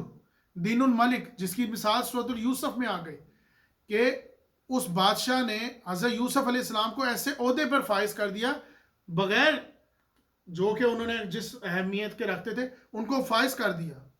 وہ جو مرضی کر سکتا ہے، وہ بادشاہ کا دین ہے، اور وہ بادشاہ کے دین کے مطابق اپنے بھائی کو نہیں روک سکے، تو وہ نظام ہوا، وہ دین الملک ہوا. تو میں اگر اللہ کے دین پہ چل رہا ہوں تو میں یہ کہہ سکتا ہوں یہ میرا دین ہے. کس لحاظ سے؟ یہ دین کی نسبت ہے. اصل دین، حقیقی دین اللہ کا ہے، نسبت یہ ہے کہ یہ دین المحمد ہے، یہ میرا دین ہے، یہ تمہارا دین ہے، کیونکہ قانون میں اسی کا لے رہا ہوں. تو یہاں پر مزاج کی شکل اختیار کی گئی. آپ اس مزاج کو سمجھے گا کہ یہاں پر لکم دینکم کا مطلب یہ ہے میرا دین میرے لیے، تمہارا دین تمہارے لیے. اس کا مطلب یہ ہے کہ میں دین اللہ پہ تو چل رہا ہوں، تو میں یہ کہہ سکتا ہوں یہ میرا دین ہے. جیسے ہم کہتے نہیں ہیں کہ کوئی شخص کہے کہ میں ڈی ایچ اے میں رہتا ہوں، تو وہ کیا کہتا ہے؟ وہ یہ تو نہیں کہتا یار یہ ڈیفینس میں رہتا ہوں، میں میرا ڈیفینس ہے، میرا علاقہ ہے. وہ ایسے نہیں بولتے. محلے میں رہتا ہے تو کہتا نہیں یہ میرا محلہ ہے. رہتا تو محلے کے کسی گلی نمبر فلاں نمبر کے فلاں نمبر مکان میں ہے، پر وہ کیا کہتا ہے؟ یہ میرا محلہ ہے، یہ میرا پاکستان ہے. جیسے بولتے نہیں یہ میرا پاکستان ہے. وہ رہتا پاکستان کے کسی ایک شہر کے کسی ایک محلے، کسی ایک سٹریٹ، کسی ایک نمبر پر وہ کیا کہتا ہے؟ یہ میرا پاکستان ہے. اب پاکستان اس کا ہو گیا کیونکہ وہ پاکستان میں رہتا. تو میں اگر دین اللہ کے نظام پہ چلتا ہوں تو میں کہہ سکتا ہوں یہ میرا دین ہے. نسبتاً کہہ سکتا ہوں. یہ میں کہہ سکتا ہوں یہ محمد کا دین ہے. میں یہ کہہ سکتا ہوں یہ میرا دین ہے. اور اہم بات، اس بات کو واضح کرنے کے لیے اس میں شدت، خاص کر اس کی آخری آیت کو کچھ لوگ جو اب استعمال کرتے ہیں اپنی گمراہی کے لیے. اب وہ گمراہی کیا ہے؟ رواداری تھی نا، اب میں اس کو ذرا واضح کرتا ہوں وہ گمراہی ہے کیا، کیونکہ میری کوشش ہوتی ہے آسان الفاظ میں آپ تک لانے کی.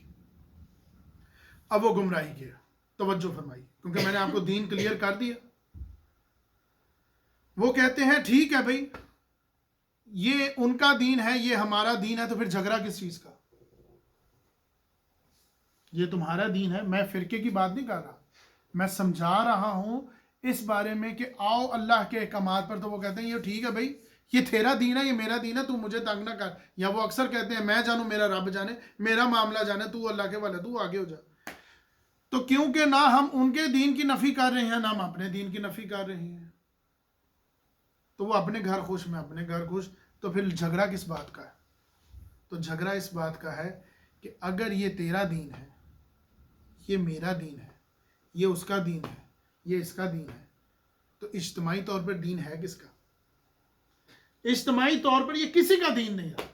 ہاں تم بھی اللہ کے دین میں ہو، میں بھی اللہ کے دین میں ہوں، تم بھی اللہ کے دین کے نظام کے اندر بنے ہوئے قانون کے مطابق زندگی گزار رہے ہو، میں بھی اس کے اندر قانون کے مطابق زندگی گزارنا، پھر تم کہہ سکتے ہو یہ تمہارا دین ہے، یہ میرا دین ہے، پھر تو ہم ہیں نا اجتماعی طور پر ہم اللہ کے دین میں ہیں، ہم اپنے اپنے طریقے سے رہ رہے ہیں، یہ بات اپنی ہے۔ ہاں تم کو یہ میرا دین ہے اور میں اللہ کے احکامات کے مطابق چلنے کے بجائے اس کے اپوزٹ چل رہا ہوں، پر کہتا ہوں یہ اللہ کا دین ہے، تو یہ اللہ کا دین نہیں ہے، کیونکہ اجتماعی طور پر یہ تمہارا علیحدہ دین ہو چکا ہے۔ تو یہ ہے اس لادینیت کو تسلیم کرنے والے لوگ اس کو دلیل کے طور پر استعمال کرتے ہیں، اور اس سے بھی بڑی ایک آیت ہے۔ اب میں آتا ہوں سخت الفاظ کی طرف۔ سورۃ البقرہ 256، اس آیت کو حد سے زیادہ استعمال کیا جاتا ہے، جبکہ مجھے نہیں علم تھا، جب مجھے علم ہوا میں نے پڑھا، میں نے سیکھا اور آپ تک یہ دلیل لایا ہوں۔ لا اکراہ فی الدین، دین کے معاملے میں کوئی زبردستی نہیں ہے۔ کیا ہے زبردستی؟ دین کے کسی معاملے میں کہیں نہیں لکھا ہوا کہ تم یہ کرو، وہ تو قرآن مجید کے اندر، احادیث کے اندر آپ صلی اللہ علیہ وسلم نے فرمایا میں یہ کرتا ہوں تم بھی یہ کرو۔ اب میں نے دین پال لیا تو میں نے کہا کہ اب تم یہ کرو، نہیں، میں نے یہ کہا میں یہ کروں گا۔ تو یہ ساری بات گھوم کر اسی اشارے پہ آتی ہے، لا اکراہ فی الدین، دین میں جبر نہیں، کس پر؟ مجھ پر۔ میں تم پہ جبر نہیں کر رہا، یہ ڈنڈا تم پہ نہیں مار رہا، یہ میرا دین ہے، یہ میرے رب کا دین ہے، یہ دین اللہ ہے، یہ میں اپنے اوپر جبر کر رہا ہوں۔ لا اکراہ فی الدین، دین میں جبر نہیں۔ مقصد بات بتانے کا یہ ہے کہ دین میں جبر سے کیا مراد ہے؟ جبر سے مراد لکم دینکم، جو ہمارا دین ہے۔ اگر تم اللہ کے دین میں ہو تو یہ ہمارا دین ہو گیا، پھر اللہ کا دین تمہارا دین اور میرا دین ہو گیا۔ اگر تم اللہ کے دین میں نہیں ہو تو پھر یہ دین اجتماعی طور پر کسی کا دین نہیں ہے۔ تو لا اکراہ فی الدین اصل میں گمراہی کی بنیاد کی آیت بنائی جاتی ہے کہ جبر نہیں کرنا۔ جبر کس پہ کریں گے؟ دوسروں پر نہیں، جو تمہارے حقوق کے نیچے آتا ہے، اس کی دلیل آئے گی۔ جبر آپ اس پہ نہیں کر رہے، جبرن آپ اپنے معاملات پر چل رہے ہو کہ یہ میرا دین ہے اور میرے اللہ نے یہ مجھے فرمایا میں یہ کروں گا۔ اگر تم بھی اللہ کے دین میں چلتے ہو تو پھر آؤ ہمارا اجتماعی دین یہ بن جائے گا۔ اگر تم اللہ کے دین پہ نہیں چلتے پھر سن لو، لکم دینکم ولی دین، کیونکہ لا اعبد ما تعبدون ما انتم ولا انا عابد ما عبدتم ولا انتم عابدون، یہ جبر میں اپنے اوپر لیے کر رہا ہوں، تمہارے اوپر نہیں کر رہا۔ لا اکراہ فی الدین، میں دین میں جبر، یہ دین میں جبر سے مراد یہ نہیں ہے، دین میں جبر سے مراد کیونکہ میں مضبوط ہوں۔ آپ صلی اللہ علیہ وسلم نے فرمایا میں مضبوط ہوں، کیوں؟ کیونکہ یہ صورت اتری تھی مداہنت کے لیے، کہ کچھ تم چھوڑ دو کچھ ہم چھوڑ دیں، یہی تو ہو رہا ہے آج۔ اپنی گمراہی کی دلیل بناتے ہیں، یہی بات میں نے قرآن مجید میں بھی پہلے بھی کہی ہے، کہ قرآن مجید میں یہ بات پہلے بھی آئی ہے کہ لوگ دونوں آیات کا غلط مفہوم لیتے ہیں۔ لکم دینکم، ٹھیک ہے بھئی، تم اپنے گھر خوش، میں اپنے گھر خوش، میں تمہیں نہیں نفی کر رہا، تم مجھے نفی نہ کرو، میں تمہیں نہیں چھوڑتا، تم مجھے نہ کچھ کرو، ہم اپنے اپنے معاملات میں خوش۔ تو اجتماعی طور پر یہ کس کا دین ہوا؟ کسی کا نہیں۔ تو یہ اللہ تعالیٰ کی طرف سے آپ صلی اللہ علیہ وسلم کے ذریعے کہا جا رہا ہے کہ اجتماعی طور پر یہ دین نہیں ہے، اس کی ثبوت آگے آ گئے، جبکہ ان سب باتوں کا جواب بڑی شدت کے ساتھ دیا جا رہا ہے، بلکہ میں لفظ بولوں گا عربی کا، غلظت کے ساتھ۔ سورۃ التوبہ آیت نمبر 123، وَلْيَجِدُوا فِيكُمْ غِلظَةً، اے نبی ہونا یہ چاہیے کہ یہ تم میں غلظت دیکھیں، تمہارے اندر سختی محسوس کریں، کہ تم اپنے دین میں بڑے سخت ہو، کہ ان کو یہ پتہ لگ جائے کہ یہ تو ان کے جو ہے نا قدم وہ تو بڑے سخت ہیں، یہ تو اپنے قدم چھوڑ ہی نہیں سکتے، اور کوئی یہاں سرے کی امید نہیں ہے کہ یہاں پر انگلی بھی رکھ سکے۔ تو یہ واضح طور پر ہے، اور اصل میں یہ اعلان ہے۔ اب یہ صورت اعلان ہے، اب آپ کو میں نے بات ساری سمجھا دی ہے، اصل میں یہ اعلان ہے کہ اے نبی تم میں یہ دیکھیں، اے مسلمانوں یہ تم میں دیکھیں کہ تم رب کے دین میں سخت ہو، غلظت ہونی چاہیے تمہارے اندر. لا اکراہ فی الدین، تم اپنے اوپر جبر سے کھڑے رہو. کیوں؟ یہ تمہارا دین نہیں، اب یہ تمہارے رب کا دین ہے. ہاں اگر تم نے سب نے اپنا اپنا دین کر لیا پھر اجتماعی طور پر یہ دین نہیں ہے. اور یہ اصل میں اعلان ہے کچھ مفسرین کے مطابق. یہ بڑی خوبصورت بات ہے اور یہ بات واضح بھی ہوتی ہے، زوردار ہے، کہ جب مکہ والوں کے اوپر جب یہ بات واضح ہو گئی، جب آج کے مسلمانوں کو پر یہ بات واضح ہو گئی کہ یہ رب کا دین ہے، یہ رب کے احکامات ہیں، جب ان کو یہ بات نظر آ گئی تو تب ہی اعلان ہوتا ہے نا. اعلان تو اس سے پہلے نہیں ہوگا. اس کی سب سے بڑی وجہ کیا ہے؟ یہ صورت دعوت کے لیے نہیں ہے. دعوت کے لیے آپ کو کیا کہنا پڑتا ہے؟ اے میرے لوگو، اے میری قوم کے لوگو، اے میرے پیارو، اے انسانوں، اے مسلمانوں، اے بنی اسرائیل کے لوگو، اے آدم کی اولاد. یہ کہہ کے بلاؤ گے نا، کیونکہ آپ کو جب کسی کو دعوت دینی ہے تو آپ پیارے الفاظ استعمال کرو گے، نرم لفظ استعمال کرو گے تاکہ وہ آپ کی طرف مائل ہو. اے کافرو، اے غدارو، اے نافرمانو، یہ طریقہ تو نہیں ہے نا تبلیغ کا. تو اس کا مطلب ہے یہاں اعلان ہو رہا ہے کہ جو تم میرے ساتھ آئے ہو نا کرنے، کہ میں دین کے کچھ حصے چھوڑ دوں اور تم دین کے کچھ حصے چھوڑ دو، تو تم سوچ لو، لکم دینکم ولی دین، تم بتا دو. قل یا ایھا الکافرون، اے کافرو، یہ ایک لفظ آگے بھی آیا ہے. تو یہ تو اصل میں اعلان جنگ ہے. اور حقیقت کیا بات سمجھ رہی تھی؟ اعلان جنگ اتنی جلدی کیسے ہو گیا؟ ابھی تو یہ صورت جو ہے ابتدائی دور کی ہے، جنگ تو ہوئی وہ 13 سال بعد.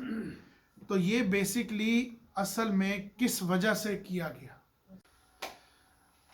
تو جب کہ یہ صورت ابتدائی دور کی ہے تو یہ جتنی میں نے آپ کو ابھی تمہید باندھی ہے یا جس طرح کے الفاظ میں نے آپ کے لیے بولے ہیں، یہ تو اعلان جنگ کی طرح ہے. تو اعلان جنگ تو ابھی تو 13ویں سال ہونی ہے، ابھی تو ابتدائی دور کے ہیں. تو اعلان جنگ کیوں ہوئی یہ اب آپ کو میں بات واضح کر دوں کہ جب آپ صلی اللہ علیہ وسلم نے تبلیغ کا کام شروع کیا تو لوگوں کے رد عمل 3 سٹیپس میں ہوئے، 3 حصوں میں آپ کے اوپر رد عمل ہوا. تب کی یہ صورت ہے. اب میں صورت کے پس منظر پہ آ کے نقطہ نزول پہ آ رہا ہوں. پس منظر میں نے آپ کو بیان کر دیا، اینگل بیان کر دیا کہ دین کا کیا مطلب ہے، ہر بات واضح کر دی، میں اس کو دہراؤں گا نہیں. اب یہ اعلان جنگ جبکہ صورت ہے ابتدائی دور کی اور بات ہو رہی ہے اے کافروں کر کے، یعنی کہ اعلان جنگ کی طرح کی. اور اعلان جنگ کب ہوتا ہے؟ جب آپ کے پاس ہر چیز واضح ہو جائے تبھی اعلان جنگ ہوگا نا. اس سے پہلے تو نہیں ہوگا. اس سے پہلے تو آپ پیار سے بلاؤ گے، محبت سے بلاؤ گے.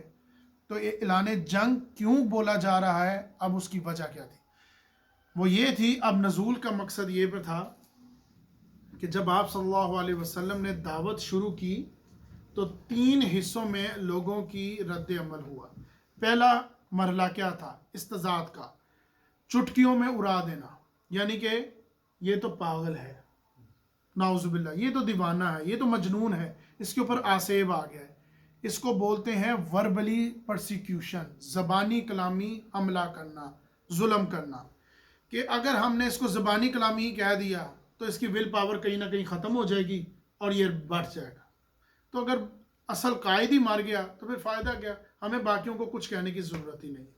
تو یہ زبانی کلامی جو وربل پرسیکیوشن جو آپ کے اوپر ہوئی زبانی، وہ تو آپ نے پہلے ہاتھ ہی اس کو ختم کر دیا. جیسے کہ میں نے آپ کو بتایا کہ چچا جان اگر آپ میرے سیدھے ہاتھ پہ چاند اور الٹے پہ سورج، یا سیدھے ہاتھ پہ سورج یا الٹے ہاتھ پہ چاند رکھ دیں میں تب بھی نہیں چھوڑوں گا. تو یہ آپ نے وربلی پرسیکیوشن پہلے ہاتھ ہی ختم کر دی اور واضح کر دی کہ نہیں، کچھ بھی نہیں ہے یہاں، کوئی امید مت رکھو، جاؤ یہاں سے. اب جب دیکھا کہ یہ زبانی کلامی نہیں چل رہے تو دوسرا پرسیکیوشن کیا ہوتا ہے؟ مارو ان کو، ان پر ظلم کرو، ان کو جکڑ دو زنجیروں میں. یہ آپ صلی اللہ علیہ وسلم کے اوپر نہیں ہوا. کیوں؟ اگر ہوا بھی تو کم ہوا طائف کے معاملے میں یا ادھر، کیونکہ آپ صلی اللہ علیہ وسلم اونچے گھرانے کے ساتھ تھے. تو آپ کے ساتھ یہ نہیں تھا، آپ کو ویسے بھی سپورٹ اپنے چچا جات کی تھی. تو یہ اصل میں ہوا آپ کے ساتھیوں پر. کیوں؟ کیونکہ انہوں نے دیکھا کہ یہ جو ہم جس کو غبار سمجھ رہے تھے یہ تو آندھی بن گئی ہے اور یہ چنگاریاں ہمارے بارود تک آ گئی. اور وہ بارود کون سے تھے؟ یہ بات میں نے آپ کو दूसरी वही में भी बताई थी, या अय्युहल मुज़्ज़म्मिल में भी और या अय्युहल मुद्दस्सिर में भी। वो चिंगारियां हमारे बारूद तक आ गई, और उस दौर में दो सबसे बड़े बारूद थे। आज के दौर में भी दो बारूद ही हैं अल्लाह के हुक्म से। वैसे तो अब तो बारूद की शक्लें बदल गई होंगी। तो दो बड़े बारूद थे, गुलामों का तबका। अगर इन गुलामों को शऊर आ गया तो हमारा सारा निज़ाम उल्टा हो जाएगा। और दूसरा बारूद क्या था? वो था नौजवान नस्ल। अगर नौजवान नस्ल वो ये देख रहे थे कि हमारी नौजवान नस्ल तो गिर्द जमा हो रही है नबी के, तो ये अगर इस तरह गिर्द जमा होनी शुरू हो गई तो ये तो बहुत बड़ा खतरा हो जाएगा। तो तब उन्होंने फिजिकल परसिक्यूशन शुरू किया कि मारो इनको, क्योंकि गुलाम तो उनके लिए हैं, भेड़ बकरियों की तरह। तो अगर कोई गुलाम को अपने सड़क पे मार भी दे, काट भी दे, तो कोई को पूछने वाला नहीं है। और नौजवान, क्योंकि बुजुर्ग जो है वो अपने बच्चों को मार दें, उनको मारने कोई उनको कह नहीं सकता। अब फिजिकली बात को मैं उस बात से जोड़ रहा हूँ, जब आपके ऊपर किसी का हक होता है तो फिर वो जो चाहे आपके साथ कर सकता है। तो आपका अगर हक है उसके ऊपर तो वो आगे से उस हक का हक अदा करे, वरना वो तो काफिर हो जाएगा। शुक्र अदा करे। तो फिजिकली परसिक्यूशन उन पर होनी शुरू हुई। तो फिजिकली परसिक्यूशन जो मैंने आपको बता दी है कि मारो इनको, भूखा रखो, जंजीरों में जकड़ दो, घर से निकाल दो। किसने पूछना है? गुलामों के बारे में हमसे पूछेंगे, हम तो इनको चाहे भेड़ बकरियों की तरह रखें। और बच्चों को, हम तो इनके बड़े हैं, हम इनको चाहे जो मर्जी करें। तो इनको घरों से निकाल दो, इनको दिन में तारे नजर आ जाए, जिसका बहुत बड़ी मिसाल मुसाब बिन अबी और बिलाल गुलाम हज़रत बिलाल रज़ी अल्लाह अन्हु। तो ये ज़ाहिरी तौर पर आप सल्लल्लाहु अलैहि वसल्लम के साथ नहीं हुआ, क्योंकि आप सल्लल्लाहु अलैहि वसल्लम बड़े ऊंचे घराने के से, अबू तालिब की सपोर्ट थी आपके साथ। हाँ, तब हुआ जब अबू तालिब की वफ़ात हो गई, तब उस पार्लियामेंट में फैसला हुआ कि नबी सल्लल्लाहु अलैहि वसल्लम को कत्ल कर दो, तब वो मामलात हुए, मगर अभी नहीं। तो जब परसिक्यूशन भी कर दी, वर्बली वहां भी इनकारी, मार धार से भी हुआ, तब भी ये तो उभर, जबकि हम इनको मारते हैं, जुल्म करते हैं, जबकि इनके अंदर जोश और बढ़ रहा है। अब क्या करें? अब आता है वो तीसरा मरला, मुदाहनत का। मुदाहनत क्या कहते हैं? आओ छोड़ो नबी इन बातों को, आओ हम आपस में ख़त्म करें। क्या झगड़ा घर घर में हो रहा है, बाप बेटे से जुदा हो रहा है, बेटा बाप से जुदा हो रहा है, खामिन बीवी से जुदा हो रहा है, बीवी खामिन से जुदा हो रही है। आओ छोड़ो इन बातों को, आओ हम कंप्रोमाइज़ करें, आओ हम टेबल पे बैठते हैं, लेट्स कंप्रोमाइज़, आओ कुछ छोड़ो। हाँ, तुम भी कुछ, तुमने जिसको पूजना है तुम पूजो उसको, हम भी जिसको पूजने हम भी पूजेंगे उसको। हाँ, कुछ ऐसा करो, कुछ जिसको हम पूजने हैं तुम भी उसको थोड़ा सा पूछो, कुछ तो करो ना। आओ ना, कुछ तो बातचीत करें, कुछ तो लेन देन करें। तो इसको बोलते हैं दावत मुदाहनत, और जो बड़ी खतरनाक होती है। हम रोक तो नहीं रहे तुम्हारे दीन से तुम्हें, हम तुम्हारे दीन को बूढ़ा भला तो नहीं कह रहे, पर जो तुम कर रहे हो कुछ हमारी भी तो मानो ना, हमारे साथ भी तो कुछ नाच गाना करो ना, हमारे भी तो इस मामलात में चलो ना। हमने जो खाते लगाए हैं इनको पूरा करो ना। मैं उन खातों की तरफ भी जा रहा हूँ जो निकाह के मामले में मैंने बयान किए थे। कुछ तो करो ना हमारे साथ, आओ कुछ करें। इस तरह का ये मामला खतरनाक होता है। क्यों? क्योंकि जब कायद देखता है अपने साथियों पर होता हुआ जुल्म इस तरह का, क्योंकि उसके ऊपर तो नहीं हो रहा। आपने देखा होगा कि कायद के ऊपर कम जुल्म होता है निस्बतन उसके निचले बंदों को, तो वो फिर सोचता है कि कहीं ना कहीं मैं नरम पर ही जाऊं, अपने लिए नहीं उनके लिए। तो वो फिर इस बात में कहीं ना कहीं नरम पर ही जाता है। तो आप यहीं से अंदाज़ा लगा लें कि कल्ब मोहम्मद के ऊपर क्या बीतती होगी जब वो देखते होंगे हज़रत बिलाल को नंगी ज़मीन, तपती ज़मीन पर लेटे हुए, जब वो देखते होंगे मार पड़ती हुई अपने सुहाबा को, उन पर जुल्म होते हुए, वो क्या बीतती होगी। वो मुसाब बिन अबी जिसको नंगा कर कर घर से निकाल दिया जवान को, तो क्या बीतती होगी। इस बात का अंदेशा था कि हजूर अब कुछ ना कुछ करेंगे, क्योंकि अब ये जुल्म देख रहे हैं ना, जंजीरों में बचे हुए, अब कुछ तो कुछ हो रहा है। अब मैं आपको ये बता दूं कि ये बातें पहले भी सूरतुल बनी इसराइल में, सूरतुल यूनस में आ चुकी हैं। सूरतुल यूनस 15 नंबर आयत, बिकुरआन गैरिन हाजा औ बदल, वो कहते हैं कि ये नहीं तो कोई और कुरान ले आओ। یا اس میں کوئی تبدیلی کر دو. سورۃ البنی اسرائیل وَإِن قَادُوا لَيَفْتِنُونَكَ عَنِ الَّذِينَ أَوْحَيْنَا إِلَيْكَ لِتَفْتَرِي عَلَيْنَا غَيْرَهُ. اے پیغمبر یہ جو وحی ہم نے تمہارے پاس بھیجی ہے یہ کافر لوگ تم سے فتنے میں ڈالنا چاہتے ہیں،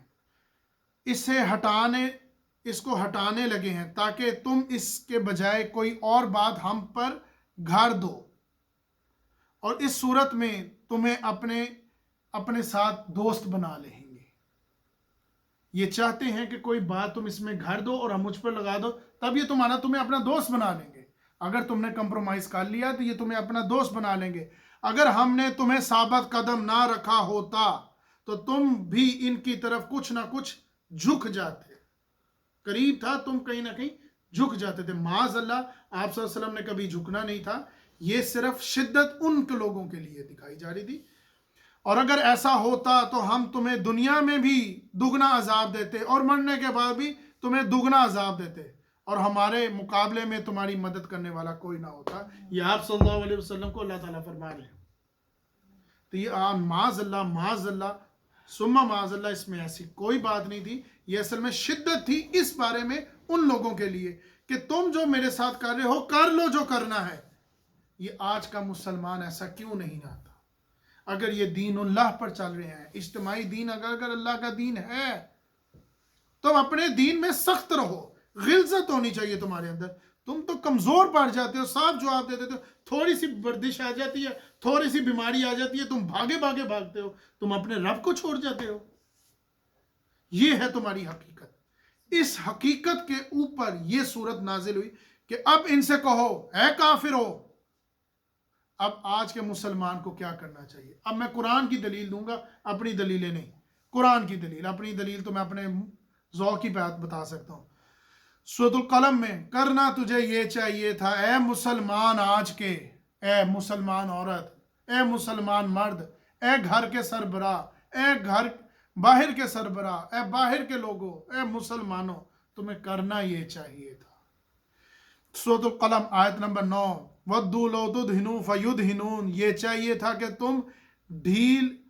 تم ڈھیلے پڑ جاؤ تو یہ بھی ڈھیلے پڑ جائیں گے.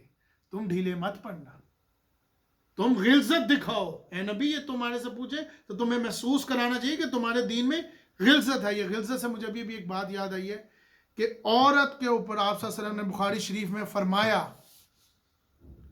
یہ کہتی ہے نا، میں نے اکثر سنا ہے تو میری بات سے غلظت سے ایک اچانک بات یاد آئی، میں ریکارڈ کروا دوں. کوئی عورت کسی سے غیر محرم سے، دکاندار یا کہیں باہر کسی سے پیار سے بات کرتی ہے، غلظت. آپ صلی اللہ علیہ وسلم نے فرمایا کہ جب عورت غیر محرم سے بات کرے تو اس کے اندر لچک نہ محسوس ہو، وہ سختی سے بات کرے کہ یہاں پر تو انگلی دھرنے کی جگہ نہیں، میں اس کی نرم سے کیا بات کروں. جبکہ یہ بات فزیکلی اگر ہم دیکھتے ہیں تو ہمیں لگتا ہے یہ تو بڑی بدتمیز عورت ہے یار، یہ دیکھو کس طریقے سے بات کر رہی ہے. بدتمیزی کرنا ایک علیحدہ بات ہے، عزت کو پامال کرنا ایک علیحدہ بات ہے، مگر سختی میں جواب دینا ایک علیحدہ بات ہے، جس کو آپ صلی اللہ علیہ وسلم نے حکم دیا. اس کو نیگیٹو سیکشن میں لے جاتے ہیں کہ بدتمیزی سے جواب دے رہی ہے. بدتمیزی سے نہیں، یہ سختی سے جواب دے کہ یہاں پر تاکہ آگے حدیث ہے، تاکہ دوسرا شخص یہ نہ محسوس کرے کہ مجھے یہاں پر کوئی راستہ مل جائے گا، میرا کام بن سکتا ہے ادھر. اس کی نرمی مجھے کوئی اشارہ دے رہی ہے. اشارہ آپ صلی اللہ علیہ وسلم نے فرمایا کہ نماز کے اندر بھی عورت ہو تو ایسے بلائے. اگر امام غلطی کر جائے تو آواز نہ دے، لکمہ جس کو ہم بولتے ہیں، وہ مرد کو حکم ہے. تو کتنی سختی ہے. غلظت، تمہارے دین میں غلظت ہونی چاہیے. جبر کرو، دین میں جبر ہے کس پر؟ مجھ پر. میں دین میں جبر کرتا ہوں اپنے اوپر. اس لیے تو میں کہہ رہا ہوں اے کافرو تم میرے پاس آئے ہو. قل یا ایھا الکافرون لا اعبد ما تعبدون ولا انتم عابدون ما اعبد ولا انا عابد ما عبدتم ولا انتم عابدون ما اعبد لکم دینکم ولی دین. ٹھیک ہے، پھر تمہارا دین ہے، یہ تمہارے رب کا دین یہ نہیں تھا. تو یہ غلظت، جبکہ مسلمان کو کرنا کیا چاہیے تھا؟ ودوا لو تدہنوا. مسلمانوں یہ تو آتے ہیں تمہارے پاس، یہ نافرمان تمہیں آ کے کیا کہتے ہیں؟ کچھ تم چھوڑ دو، کچھ ہم چھوڑ دیتے ہیں. سورۃ القلم میں نہیں کہا تھا؟ اور اسی طرح سورۃ الزمر میں کہا گیا قُلْ أَفَغَيْرَ اللَّهِ تَأْمُرُونِي أَعْبُدُ أَيُّكُمْ جَاهِلُونَ، کہہ دو اے جاہلو. کوئی طریقہ ہے کسی سے ویسے بات کرنے کا؟ اس لیے تو سختی دکھائی جاتی ہے کہ تم سوچتے ہو اے جاہلو، تم کہتے ہو کہ اللہ کے سوا تَأْمُرُونِي أَعْبُدُ أَيُّكُمْ جَاهِلُونَ، اے جاہلو تم کہتے ہو کہ میں اللہ کے سوا کسی اور کی عبادت کروں. تم چاہتے ہو 10 اللہ کی مانوں، 5 تمہاری مانوں. ایسے نہیں ہونا. تو کہہ دو قُلْ يَا أَيُّهَا الْكَافِرُونَ، کہہ دو اے کافرو، اے نافرمانو. اور اسی طرح سورۃ توبہ میں وَلْيَجِدُوا فِيكُمْ غِلْظَةً، اور ہونا یہ چاہیے اے مسلمانوں جب یہ تم سے بات کرے دین کے کمپرومائز کے لیے تمہارے اندر وہ سختی محسوس کرے، یہ تمہارے اندر سختی نظر آنی چاہیے. تو یہ ہے سورۃ الکافرون کو سادہ الفاظ میں آپ کلیئر کر دوں 1 منٹ کے لیے کہ جو بات میں نے آپ کو بتائی تھی قُلْ يَا أَيُّهَا الْكَافِرُونَ لَا أَعْبُدُ مَا تَعْبُدُونَ وَلَا أَنْتُمْ عَابِدُونَ مَا أَعْبُدُ وَلَا أَنَا عَابِدٌ، میں نہیں عبادت کروں گا، میں نہیں پوجوں گا اس کو جس کو تم پوجتے ہو اور تم نہیں پوج رہے. یہ نہیں کہا تم نہیں پوجو گے. اس کا مطلب کیا ہے کہ تمہارے لیے دروازہ کھلا ہے، آؤ شرک کا انکار کرو. یہ لفظ ہے، یہ آج بھی تمہارے لیے، یہ بار بار کہتا ہوں. یہی تو سب سے بڑی نصیحت ہے قُلْ يَا أَيُّهَا الْكَافِرُونَ کی، کہ ایک نقطے کی بات آپ کو سمجھ نہیں آئی کہ انہوں نے کیا بولا وَلَا أَنَا عَابِدٌ مَا عَبَدتُّمْ، کہ میں آئندہ بھی اس کو نہیں پوجوں گا جس کو تم پوجتے ہو. تم نہیں پوج رہے، یہ نہیں کہا کہ تم نہیں پوجو گے، تم نہیں پوج رہے یعنی کہ تم پوجو گے. مجھے امید ہے، میں چاہتا ہوں تم آؤ گے، تم اس میں سرخرو ہو جاؤ گے، تم میرے سے بھی آگے نکل جاؤ گے. آؤ تو صحیح. تو یہ دروازہ کھلا ہوا ہے، آؤ شرک کا انکار کرو، آؤ لوگوں کی احسان مندی کا جواب دو، آؤ ان کو آگے سے کہو شکریہ آپ کی مہربانی، آپ نے بڑا میرے لیے احسان کیا، اور ان کے احسان سے بھر کر آگے چلو. پر تم تو کفر کرتے ہو. آؤ تمہارے لیے یہ راستہ کھلا ہے، اور یہی تو کفر ہے جس کو تم نفی کرتے ہو. اور تم نفی کس چیز کی کرتے ہو، اور نفی کیا ہے؟ یہی بات کلیئر کر رہا ہوں. کفر سے ذرا بڑی چیز پہ آگے ہے ناشکری. اور ناشکری کس کا طرف اشارہ کرتی ہے؟ شرک کی طرف. یہ روشنی ڈالتی ہے. اور شرک کیا ہے؟ شرک نفی تو کرنا ہی ہے. یعنی کہ اب میں اپنے الفاظ میں آہستہ کر رہا ہوں، کلیئر کر رہا ہوں. یعنی کہ تم سوچتے ہو کہ تمہارا رب مطلب ہے، معطل ہے، سوری مطلب نہیں، معطل ہے. تم یہ سوچتے ہو کہ اس نے پیدا کیا اور اس کے بعد وہ معطل ہو گیا، اور اس نے اپنے بندے کو حوالے کر دیا اپنے نیب کے، کچھ ایسے بندوں کے، جبکہ میرا رب معطل نہیں ہے. اب میں آخری اختتام پر آ رہا ہوں، اس وجہ سے اس کا کیا کہتے ہیں فائنل سپیچ دے کے، جبکہ میرا رب معطل نہیں ہے. یہ کافرون کا اصل مقصد ہے قُلْ يَا أَيُّهَا الْكَافِرُونَ. جبکہ تم سوچتے ہو کہ تمہارا رب معطل ہو گیا، تم نے ایسا رب چنا ہے کہ جو معطل ہو گیا ہے، جبکہ میرا رب معطل نہیں ہے. وہ تو اللہ ہے، اس کا نام تو اللہ ہے، جو رب ہے، جو ہر ہستی پر کامل ہے، اس کی اذن کے بغیر ایک پتا بھی نہیں ہل سکتا، اور اس کے اوپر کسی ہستی کا اتنا دباؤ نہیں ہے. تم کیا سوچتے ہو میرا رب ضعیف ہے؟ نعوذ باللہ، نعوذ باللہ. میرا رب ضعیف نہیں ہے. میرا رب تو وہ ہے جو ہر معاملے میں پورا ہے، وہ کسی معاملے میں ضعیف نہیں ہے، وہ ہر معاملے میں پورا ہے. جبکہ تم نے یہ سوچ رکھا ہے کہ تمہارا رب وہ ہے جو کمزور پڑ جاتا ہے، جس پہ کسی نہ کسی ہستی کا دباؤ ہے، جو تمہیں کہیں نہ کہیں بچا لے گا، تمہیں کہیں نہ کہیں روک لے گا. اسی کے بارے میں کہا گیا اللہ تعالیٰ کی سب سے بڑی صفت سورۃ البنی اسرائیل میں بیان ہوئی 111 نمبر آیت. وَقُلْ حَمْدُ لِلَّهِ الَّذِي لَمْ يَتَجَاوَزْ، کہو تمام تعریف اللہ کے لیے ہے جس کا کوئی بیٹا نہیں، نہ اس کی سلطنت میں کوئی شریک ہے، اور نہ ہی اس کا اعجاز اس کے بجائے کوئی اور اٹھا سکتا ہے. اس کی حمیت کے ساتھ کوئی کسی کے ساتھ جڑ نہیں سکتا، وہ واحد ہے. تو بظاہر تم کہہ رہے ہو تم اللہ کو مانتے ہو، پر تم اللہ کو نہیں مان رہے. کیوں؟ کیونکہ تمہیں لگتا ہے کہ تم اللہ کو مان رہے ہو، پر تم اس میں سے راستہ نکالتے ہو. پر تمہارے لیے راستہ کھلا ہے. وَلَا أَنْتُمْ عَابِدُونَ مَا أَعْبُدُ، تو تمہارے لیے دروازہ کھلا ہے، آؤ شرک کا انکار کرو اور توحید کو مانو۔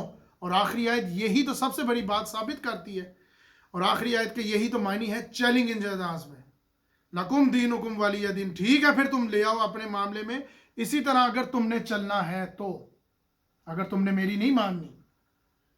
اب ہر لحاظ سے میں نے تمہیں سمجھا دی ہے، اگر تم نے میری نہیں ماننی تو پھر سن لو سورۃ الانعام آیت نمبر 114، اعملوا علی مکانتکم انی عامل، اے پیغمبر ان سے کہہ دو کہ کرو پھر اپنی سی کوشش، میں کرتا ہوں اپنی سی کوشش، جسے ہم کہتے نہیں ہیں کہ ٹھیک ہے پھر تمہارے مال تمہارے ساتھ اور میرے مال ہمارے ساتھ، یہ تم اصل میں کہتے ہو گمراہی کے معاملے میں، حقیقت میں تم اپنی جان چھڑا رہے ہو۔ تو ٹھیک ہے پھر کر لو تم، اگر تمہیں لگتا ہے کہ تم اپنے احکامات کے مطابق پورے چل رہے ہو تو کر لو پھر تم اپنی سی کوشش، تو دیکھی جائے گی اللہ کی نصرت کس کے ساتھ ہے کس کے ساتھ نہیں ہے۔